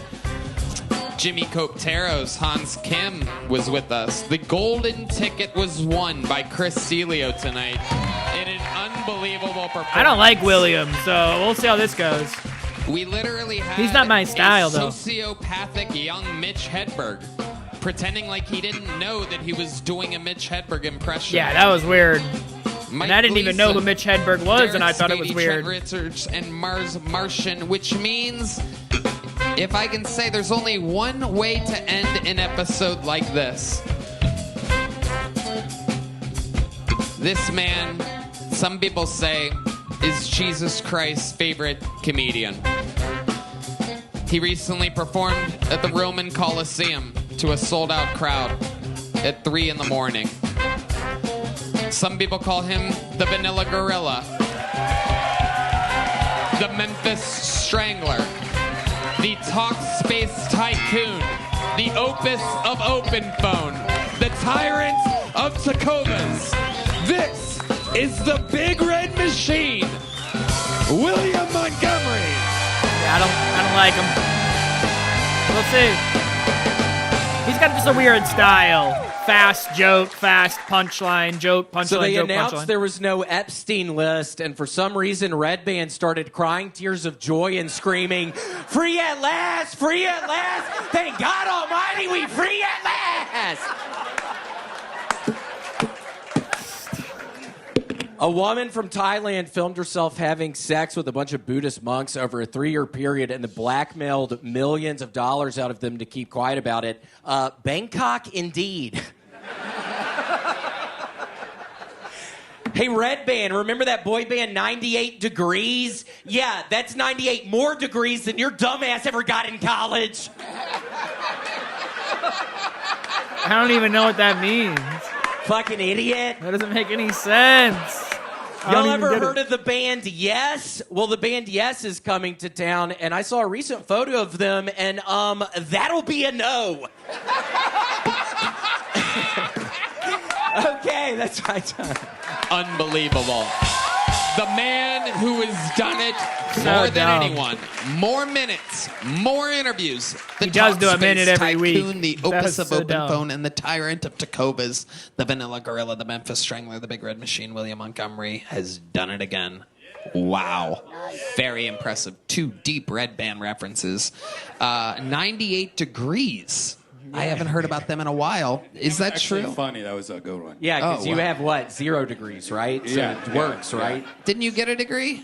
I'm Did you like drop 2 out? math classes away. Oh, but, yeah. agree. But yeah, I didn't drop get it. out I'm or so something. dumb. No, I got hired because I was the only one that knew how to make websites back in '96. That sounds made up. That sounds stupid. I believe What? So that's why you failed out of college, you idiot? Because you only knew how to do websites? I don't look even at know him what that now, though. means. But Tony, it's really nice to meet you. So fun, the dynamic between you two, I must say. William, so much fun. How are you doing? I'm doing wonderful. And Tony, I went with Tony and David and Ari to Canada this past weekend, and it was wonderful. It felt like old times. It was great. Tony was so sweet. He let me stay on his couch, so I didn't have to get a $500 hotel room. I really Tony, did. So a little fun fact, and again, I love the behind the scenes on this episode, is he was going to share a room with Hans. I may have mentioned many times that both Hans and William are shockingly cheap. You're sharing a room. I only had to Venmo Hans $40. That's not bad for a hotel up there. Wait, what? It only was going to cost me $40 to stay with Hans. Yeah, that's crazy. Why? I mean, Grown why? adult, man.